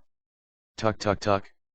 A string of bullets was being fired at a super soldier of the Germinal organization, hitting his exoskeleton. These monsters are too tough. Fan Yun threw the firearm aside and waved his fists, launching a punch. It clashed with the exoskeleton fist of the super soldier and left a dent. Super soldiers were not as strong as normal superhumans, but the Germinal organization had improved this technology through many experiments and were able to mass-produce the super soldiers. It was quite a headache in the battlefield for the Six Nations. Fan Yun and his team worked together and defeated the super soldier very quickly. However, the sound of battle attracted other superhumans of the Germinal organization, and a siege battle started. It was bloody and merciless. Fan Yun's team members fell one after another. Fan Yun was besieged by the super soldiers. He was wounded all everywhere, and blood spilled out of his mouth as he was moving. A team member sacrificed himself and opened up a gap in the siege. Fan Yun dashed out without hesitation and ran with all his might with people chasing behind him. Fan Yun could not remember if he ran for 10 or 20 minutes. The exhaustion and injuries were too much for him to endure. His legs softened, and he fell onto the ground. He had no strength left to even stand up, but he continued struggling and crawled forward. Two Germinal organization superhumans caught up. They rubbed their fists and walked toward Fan Yun with a ferocious smile on their faces. Fan Yun clenched his teeth. These two people were the ones who had killed his team member earlier. Both sides were building ruins, and there was nowhere to escape. Fan Yun stopped crawling and stared at the duo, squeezing every last bit of strength he had left, wanting to muster some energy and give the duo a surprise attack before he died. They walked closer and closer, and when they were only 10 meters away, a shadow appeared behind them. However, they did not notice at all and continued walking forward. Fan Yun was stunned. The person was dressed like a refugee. What the? Blades hovered beside the refugee. With a flash of light, they penetrated these two from behind and went back and forth several times within a blink of an eye. The faces of these two people froze. More than 10 wounds appeared on their bodies the next second, and blood shot out like a fountain. Fan Yun was completely shocked. Two Germinal organization superhumans had been killed instantly by a refugee. You. Before he finished his sentence, that shadow appeared in front of him, and the next moment his vision became dark as he was knocked unconscious. Both at about level 30. After seeing the combat information on the interface, Han Xiao felt a sense of lamentation. Level 30 had once been a chasm that he had never been able to cross, but now, he could kill them easily. Han Xiao avoided the face so that he could still change into their face. He first took out the items on these two people's body, including any identification, then looked at their names and held onto them. He pressed on his cheeks. A triangular scanning beam shot out from in between his brows and scanned the face of one of the corpses. The following moment, Han Xiao's face became exactly the same. He removed the clothes on the corpse and put them on. He then listened to the internal communication of the Germinal organization troops through the headphones. They were sweeping up the rest of the Star Dragon soldiers. Han Xiao pondered for a while before setting the two corpses on fire and throwing them aside. He left the Star Dragon soldier alone. Han Xiao had yet to leave when he heard a new message from the headphones. Attention, the enemy's backup has arrived. There are superhumans from Division 13. The enemies are too strong, fall back immediately. I need backup. I'm at the west side of Fizz. Han Xiao's eyes twinkled. This was just the right situation for him to infiltrate. Following the sound of cannons and guns, Han Xiao came to the battlefield. He realized that the Germinal organization troops had been intercepted by the backup team of Star Dragon. The superhumans of both sides were clashing with each other. The agents of Division 13 had a steady upper hand. The targets hit by their bullets were covered in flames and burned. It was a huge threat that made the people of the Germinal organization wary. Highly explosive rounds. Han Xiao's eyes twinkled. Had the highly explosive rounds that he had given Star Dragon before he left still not been finished?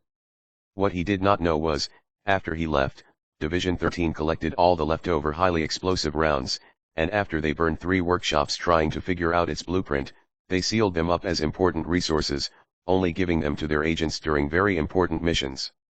They were considered precious resources, but were easily brought out for missions with this level of importance. A Germinal organization superhuman saw Han Xiao and yelled, "Carius, quickly come over and help."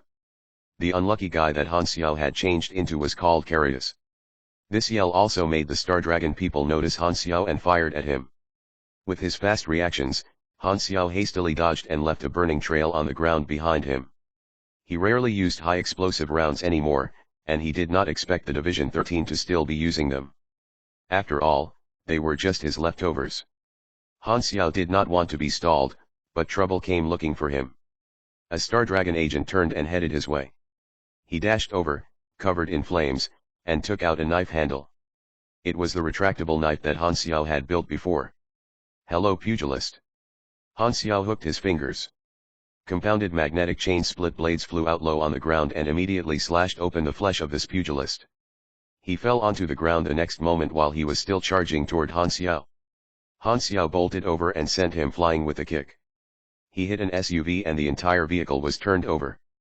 This guy would probably spend half a year in bed for that injury. The Germinal organization soldier that had called Han Xiao's name was stunned. Since when was Carius so strong? Just as he wanted to call Han Xiao for help, he saw that Han Xiao had knocked over the people obstructing the way and hopped into a car, immediately escaping. The people of the Germinal organization were stunned. Then they realized what had happened and all hastily jumped up the cars to escape. They were in an extremely disadvantageous position anyway. As soon as someone started something like this, there would be people that followed. The troops escaped back to the temporary base. The commander immediately yelled and questioned them. The Germinal organization soldiers hastily explained the situation. Han Xiao also said a few words to add on. No one suspected him, or rather, they did not have the time to suspect him. This temporary base was very hectic, so after the commander finished listening to the explanation, he immediately sent the troops for other missions. After infiltrating the camp, Han Xiao collected intelligence incautiously. His plan was to get closer to the headquarters by continuously changing his identity. The most direct targets were those troops that headed in the direction of the headquarters. Chapter 237, Infiltration, 3. Translator, Atlas Studios. Editor, Atlas Studios. Han Xiao was asking around until night fell, when he found out that a supply convoy had transported a large number of munitions from a resource warehouse nearer to the headquarters. That convoy would be returning in 20 minutes. Han Xiao located one of the drivers, changed his face, and lured him out. He cracked the driver's neck when they were alone and then changed into his face and clothes. It was troublesome to get rid of the body, so Han Xiao found a very creative and not bloody way, which was to find a player and give him the mission to get rid of the body. Although he set his identity to be unknown in the mission, the players would not care at all. The mission was accepted immediately. Convenient, Han Xiao thought. He had a new idea: the players could be of help for his infiltration. Although the Germinal organization players' loyalty was fixed, they still had the freedom to accept missions, and the Germinal organization did not know that.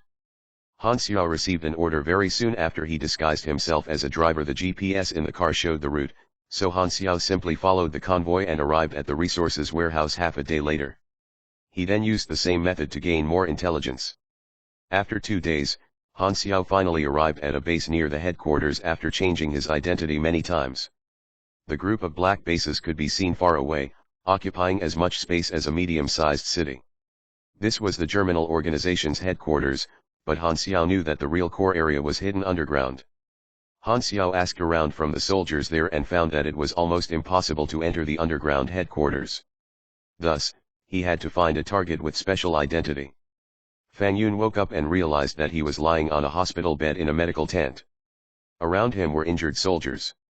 Seeing that he was awake, the doctor walked to him and said, "I have treated your wounds. You have been unconscious for 1 day. How's Mika Town?" The backup made it in time and defeated the enemies, but some of them escaped. They are now calculating the losses. Let me take a look, Fan Yun coughed weakly. The doctor hastily handed over the water bottle. Fan Yun grabbed it and took a huge gulp before gasping for air. As a superhuman, he was treated very well. Someone brought the battle damage statistics very soon. Fan Yun browsed through impatiently. Seeing that all his teammates were confirmed to be dead, he was filled with sorrow and rage. He flipped to the death count of the enemy, and suddenly, his pupils constricted. One enemy is missing. Fan Yun realized that the person missing was Carius. The superior sent the intel on the enemies shortly after in video form. Enemies were identified through matching screenshots of the video recorded during battle with the database, and most of the superhumans in the Germinal organization were in the database. That's him. The missing guy is called Carius. I saw him die with my own eyes. The superior frowned and said, but according to our witness intel, Carius escaped and is alive, and we also didn't find his body. Fan Yun felt a chill up his spine. He immediately recalled that refugee. In the underground headquarters of Germinal organization, the leader was looking at the tactical map in silence. The map was marked with red and blue areas. Red was the Six Nations forces, and blue was theirs. The blue was surrounded by red and was only getting smaller with time. This was the situation for the Germinal organization. They were at a total disadvantage. However, the leader did not care about the gains or losses of these areas. He did not put all their forces into the battlefield as he was discreetly preparing for a counter-attack. However, it could not be carried out yet because he had to get rid of Zero, who could foresee first, or else the exposed plan would be meaningless. Although Destiny's Child claimed that Zero would come to find them, the leader had to take care of some details. He purposely left some gaps in the deployment on the battlefield. Zero might take these routes if he wanted to infiltrate the headquarters, but the intel from the hidden scouts disappointed him again and again. There was no one who had infiltrated through those gaps. The method Han Xiao used to infiltrate was unnoticed by the leader. The longer the leader waited, the more impatient he grew. The ability to foresee that Zero possessed was like a blade hanging on the organization's head, and their actions were very restricted. Still not here, the leader had asked the scouts as usual, but the results were disappointed once again. He started to doubt if Destiny's Child's claim had failed this time. Because he really did not understand why Zero had to come to the headquarters, he could not figure out what Han Xiao's goal was. He never would have thought that Han Xiao's target was Aurora. That was completely unexpected. The pollution from the factories and the thick clouds painted the sky gray, and the clouds within 10 miles looked like they were going to fall any time. The surface headquarters consisted of numerous bases, vehicles traveled within, and sentinels guarded every junction to check for identifications. The main base in the middle was an enormous metal fortress with a ferocious metal tower that penetrated into the sky. The entrance was a large alloy gate. The side gates on both sides were the human entrance, and the vehicle entrance was in the middle, more than wide enough for 3 tanks to enter simultaneously. Helipads were built on top of the exterior walls. Helicopters took off and landed from time to time. The entrance was very lively. Convoys were entering and leaving, and rows of guards stood on the side of the road and scanned the area to maintain safety. One of the guards was Han Xiao in disguise. He turned his eyes and observed the surrounding environment. The effect of the mask was outstanding. This method of infiltration was extremely stealthy. After changing his identity many times, he finally got an identity that could get him into the headquarters. In order to become a guard, Han Xiao had to patiently wait for a few days, and it went without saying what happened to the original owner of this identity. Han Xiao had never been one to have mercy in these times. When the shift finally ended, Han Xiao followed the others into the surface headquarters. It was huge and spacious. It was more than 10 meters tall just in the first level. After entering the door, a huge space came into sight. Things were being loaded onto their transportation, commanders were resting. It was lively and noisy. Smoke from the operating engines made the air quality very bad. The door of garage was at the west side. Many ground transportations were parked inside. The doors at the other directions were for the people. Han Xiao knew the basic structure of the Germinal organization headquarters. The underground headquarters were connected with the surface headquarters.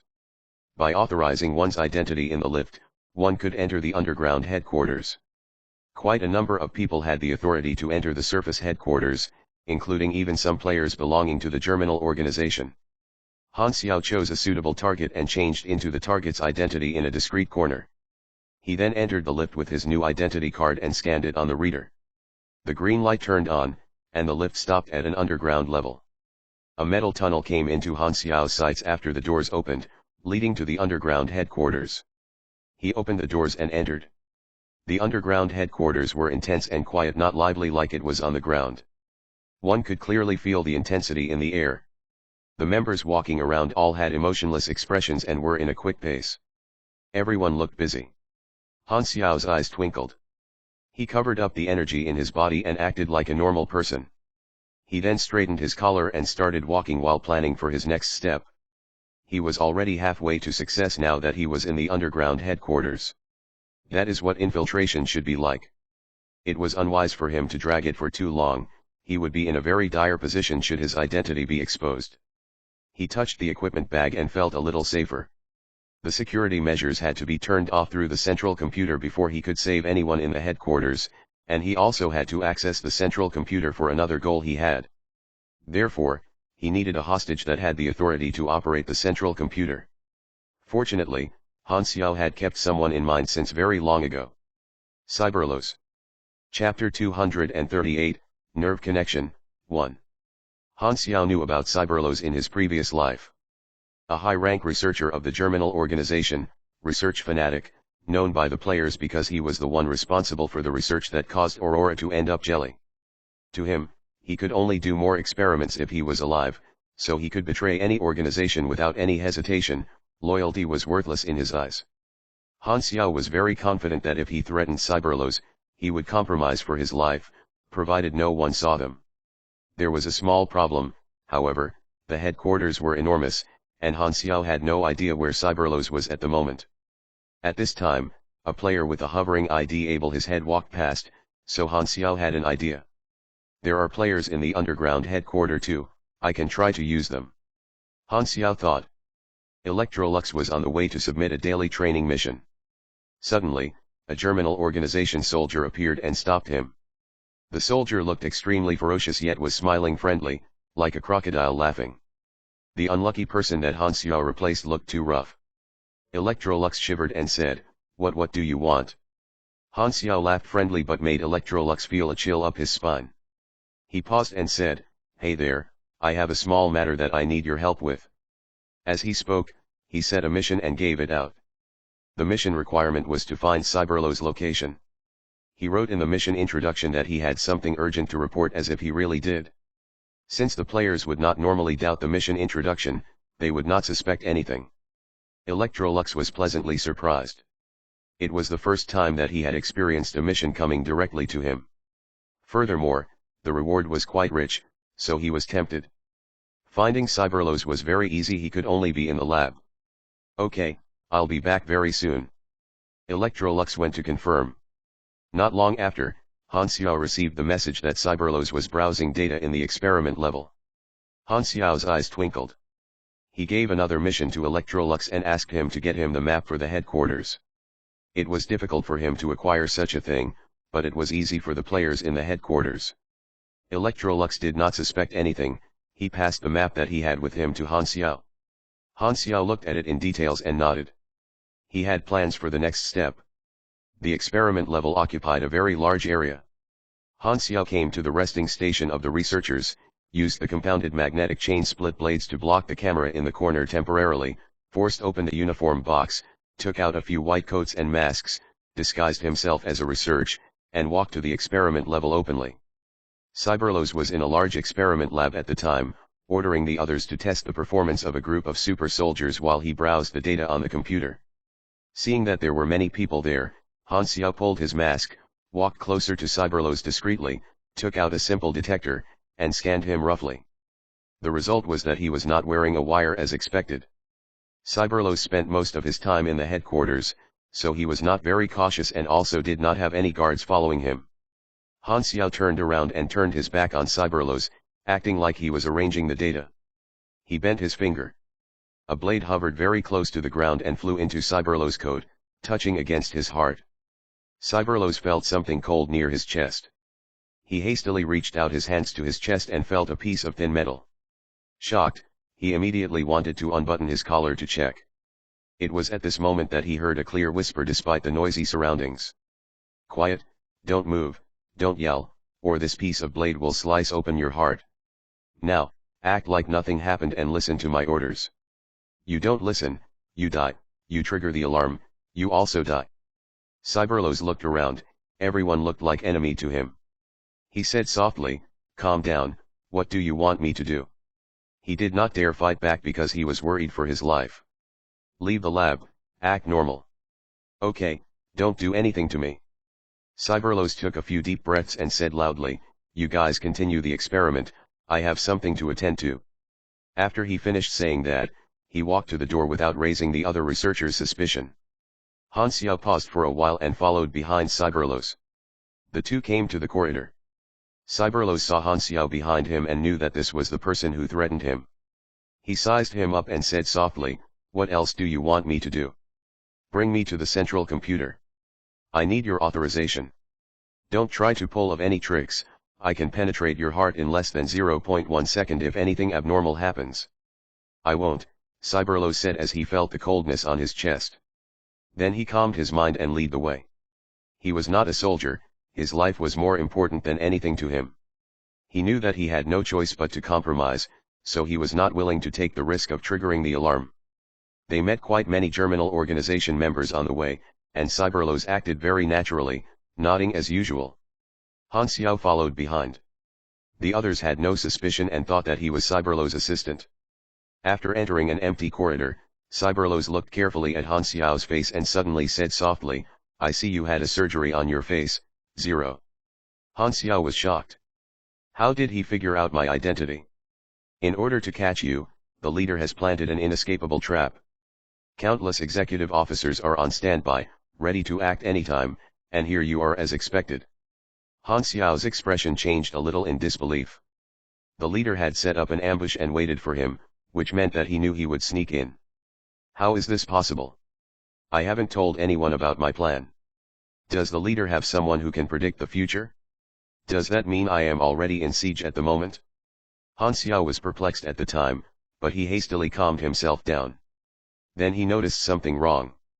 If the leader really knew his goal, he could not have snuck in this easily.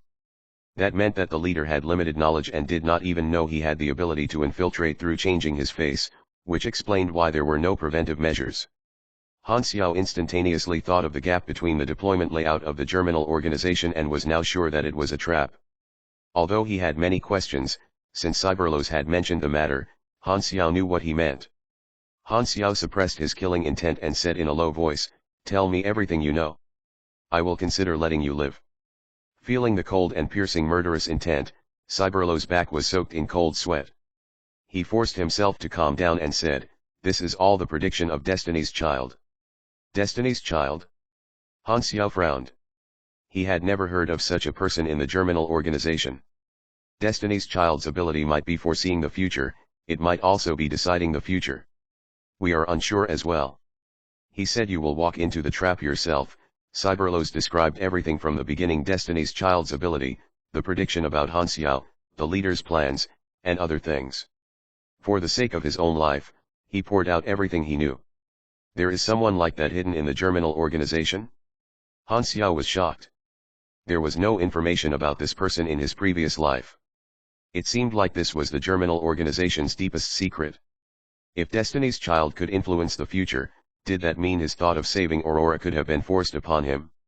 Suddenly, he felt a strong need to kill Destiny's Child.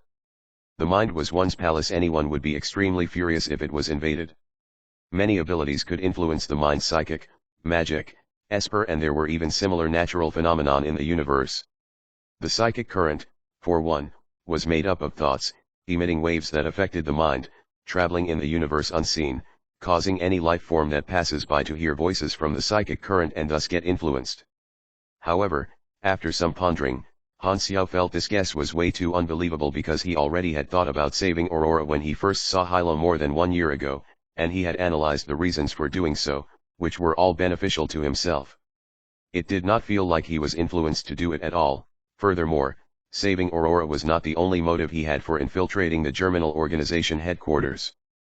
There had to be limitations to Destiny's Child's abilities, or at least it had a limited effect on him. However, he did come to Germinal Organization headquarters alone as predicted, and that had him relieved and worried at the same time. He finally understood how dreadful it was to have an enemy that might be able to predict the future. Suddenly, he felt the leader's pain. I have made the Germinal Organization suffer so much, the leader probably wants to skin me alive. From what Cyberlos had said, Han Xiao knew that there was a large number of executive officers and troops hidden in the headquarters at the moment, all waiting to ambush him, and as soon as anything happened, a siege could be formed any time. He was in a rather dire situation. However, Han Xiao also noticed the huge advantage that he had, which was that the leader only knew he would come, not when he would come or what was his goal. Seems like I still have the upper hand, but I can't drag this any longer. It'll be best to complete the goal and leave immediately. If he could complete the mission and leave without raising the alarm, it would be the best result. Also, he made a mental note of Destiny's Child. Chapter 239, Nerve Connection, 2. Translator, Atlas Studios Editor, Atlas Studios.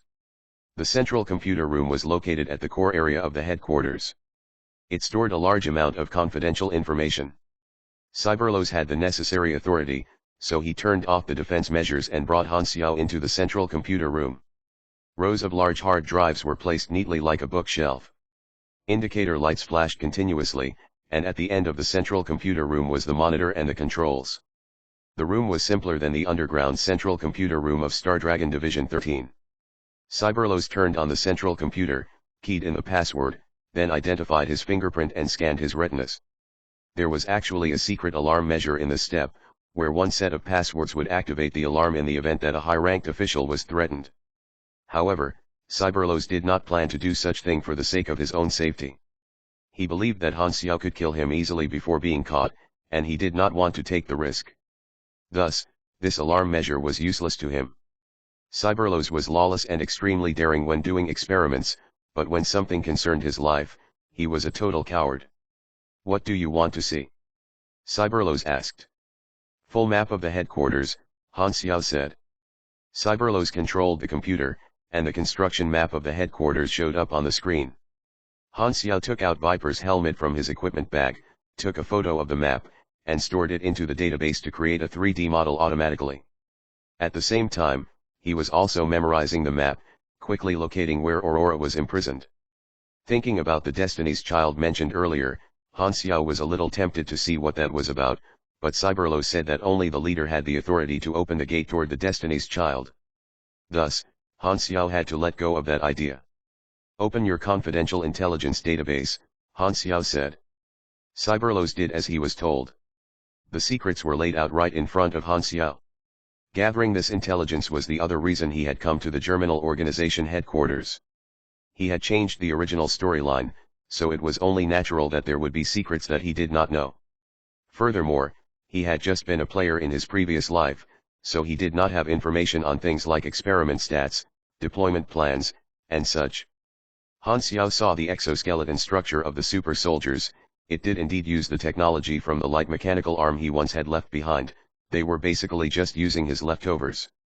Han Xiao recorded all the intelligence, especially the detailed information regarding the Hand of Death system. Giving all this to the Six Nations could create incomparable advantages for them and eliminate the Germinal Organization's last resort. The more useful the intel he contributed, the more progress he would make in his mission. That was not all. The Six Nations and the Germinal Organization both had a part of the class advancement knowledge. Opportunities like this did not come very often. His target was indeed the class advancement knowledge. Han Xiao always liked to maximize his benefits. Saving Aurora was not his only goal, intel and class advancement knowledge were, too. Open the knowledge database, Han Xiao said. Class advancement knowledge of pugilist, esper, and mechanic showed up on the screen. Han Xiao let out a long exhale upon seeing that class knowledge. He was excited deep down he could finally gain new class advancement knowledge after so many months. The mechanic class advancement knowledge the Germinal Organization had was nerves connection of the control branch. Mechanic class advancement knowledge detected, nerves connection. Spend 2 potential points to learn. Confirm. Learning in progress. Do not cancel. 5%. 43%. 78%. Successfully learned. You have learned nerves connection. Han Xiao closed his eyes and felt the new knowledge appeared in his mind. Like the name suggested, nerves connection was an important technology related to biological machinery.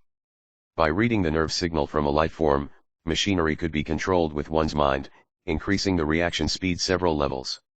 Having new advanced class knowledge meant that the number of possible knowledge combinations increased, and he could fuse many more blueprints. It was a direct benefit to him. Finally, I have the second class advancement knowledge after the one from Star Dragon about a year ago. Han Xiao did not stop there. He also recorded the class advancement knowledges for Pugilist and Esper. Although he could not use them, he could sell them to the players in the future and profit a lot from it. Controlling the source would give him a monopoly over the technology and attract the players.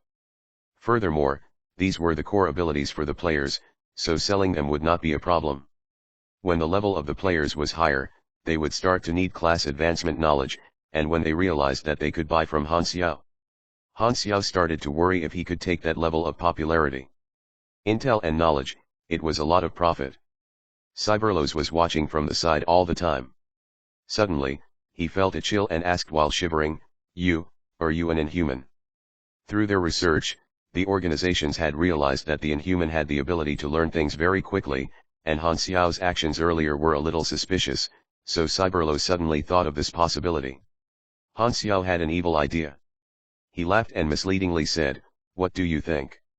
Cyberlos suddenly felt a chill around his hands and feet. The arch-enemy of the organization was an undead inhuman, then what was the point of opposing him? **T. What the hell? Damn it! But, you appeared much earlier than the Inhumans." Before Cyberlos finished his sentence, he became extremely shocked and looked at Han Xiao as if he was looking at a ghost. Is Zero actually the first Inhuman? Was the Inhuman phenomenon actually spread by Zero and his ability? Not bothering about Cyberlos, whose thoughts diverged further and further from the truth, Han Xiao checked the intelligence and made sure it was correct before asking, "Is there a self-destruction program in your central computer? Who would be so stupid to set a self-destruction function in the headquarters?" "That's crazy." Cyberlos wiped away his sweat. Viper completed the 3D map at that moment, so everything was ready. Han Xiao pulled Cyberlos up and yelled, "Turn off all the defense measures of Area A4. Freeze all the surveillance cameras." Cyberlos did as he was told hastily, then it occurred to him. Area A4, isn't that where the little girl with the vital power ability is imprisoned? What do you want to do? I want that little girl. Let's go. Han Xiao left the central computer room while pushing Cyberlos. Cyberlos was stunned.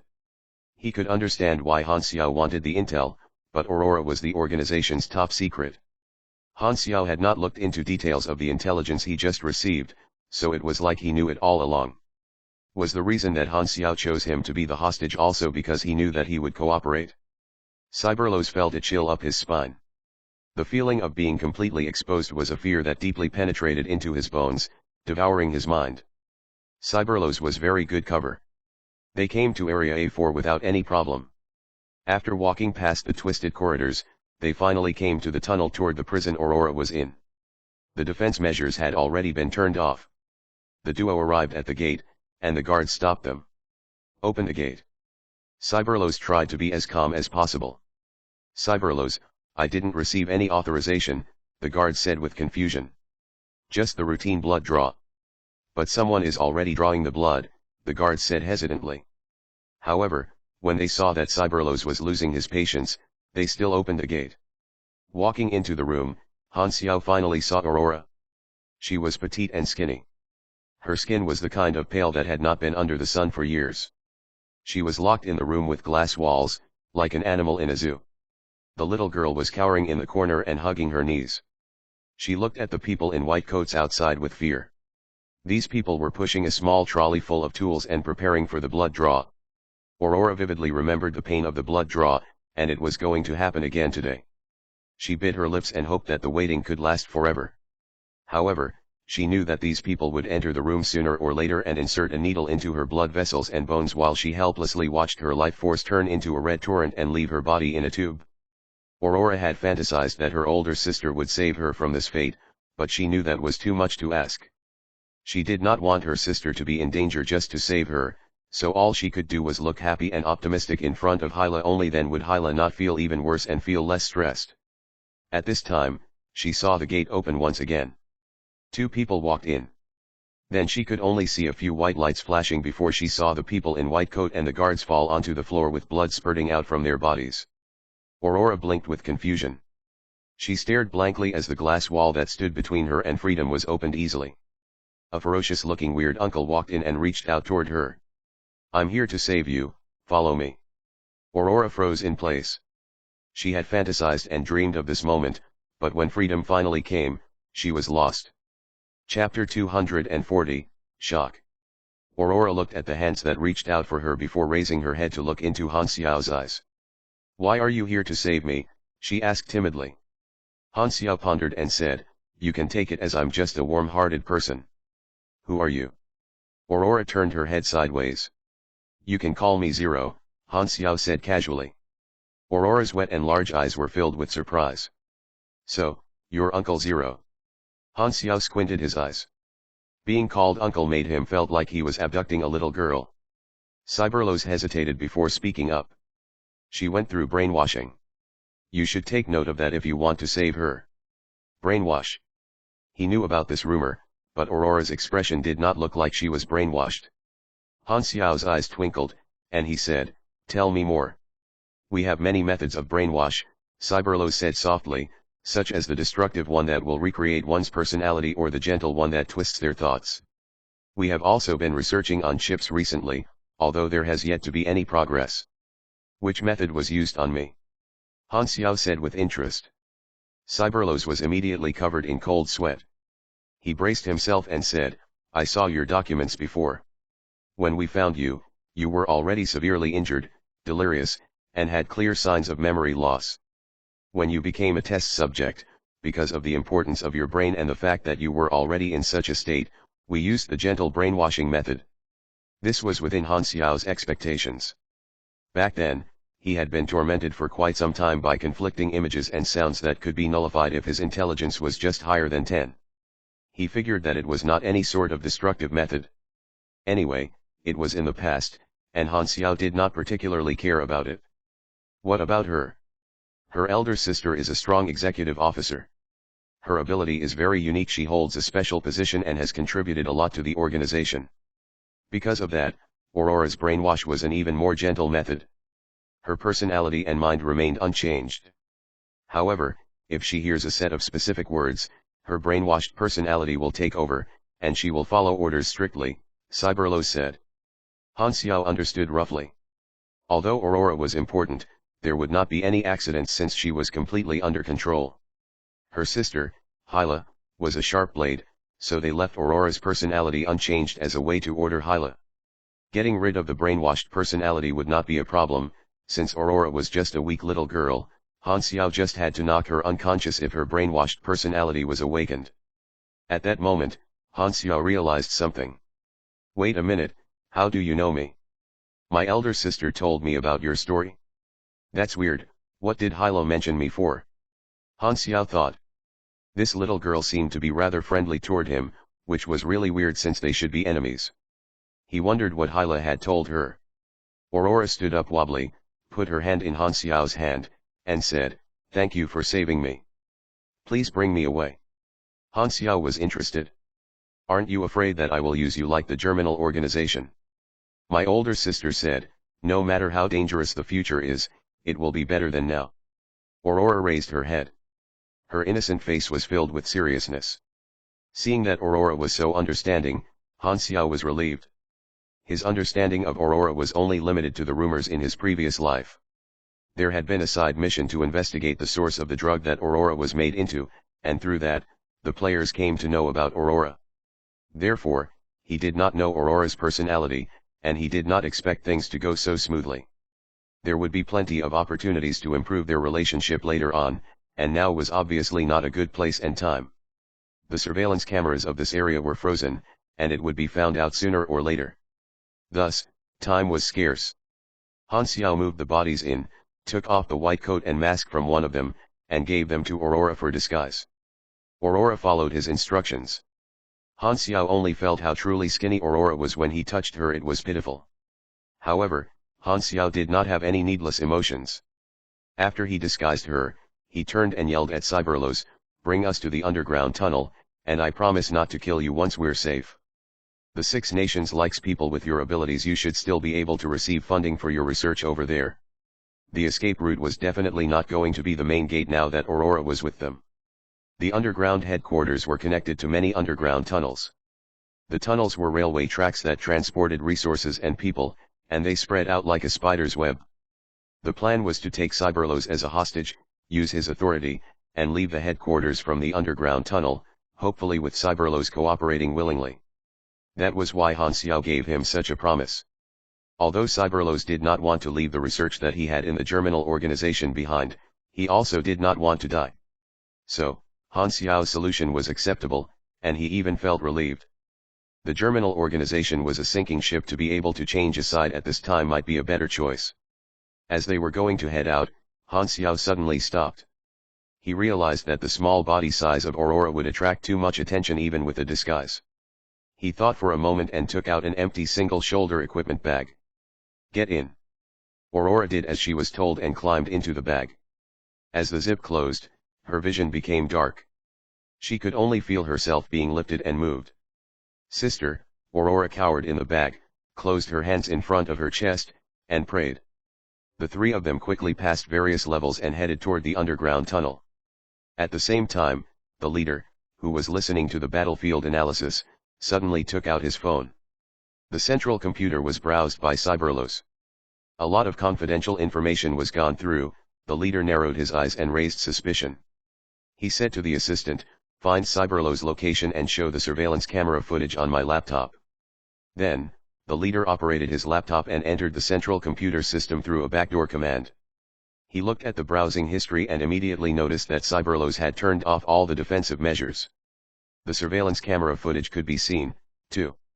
Cyberlos had entered the central computer room with another person. The leader's eyes became sharp and cold. He was immediately able to deduct that Cyberlos was under duress, and this stranger was most likely Zero. He did not step into his traps and snuck in another way. "Well, don't think about leaving now that you're here." The leader sent out orders immediately. "Send all the nearby executive officers to surround Area C11 and the entrances of underground tunnels 3 to 11. Do it secretly and don't raise any attention." The leader did not turn on the alarm in the headquarters. He wanted to secretly trap Zero to make sure he was dead. At a lounge in the underground headquarters, a group of executive officers played poker out of boredom. "It's so damn boring to stand by every day. How I wish to go to the battlefield," someone lamented. "What's good about the battlefield?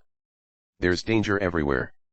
With these Inhumans and super soldiers, there's no need for us to put our lives at stake," someone sneered. "Super soldiers are a group of monsters that are even more disgusting than the Inhumans. They're a bunch of half-completed trash," someone derided. "The normal superhumans look down on those mass-produced soldiers." At the side, Hyla sat on the sofa with an indifferent expression and rested with closed eyes. Her coldness stopped people from approaching, and she did not approach anyone either. She was not part of the lively atmosphere. All of a sudden, Hyla opened her eyes and turned her head in a specific direction. The coldness on her face was gone, replaced by shock and rage in her eyes. The life mark that she had left on Aurora moved. These executive officers suddenly received orders from their superiors, and before it was finished, they heard a loud blast. As they looked up, they saw that the gate was shattered. Hyla had already turned into a high-speed, dark red shadow and disappeared at the end of the corridor.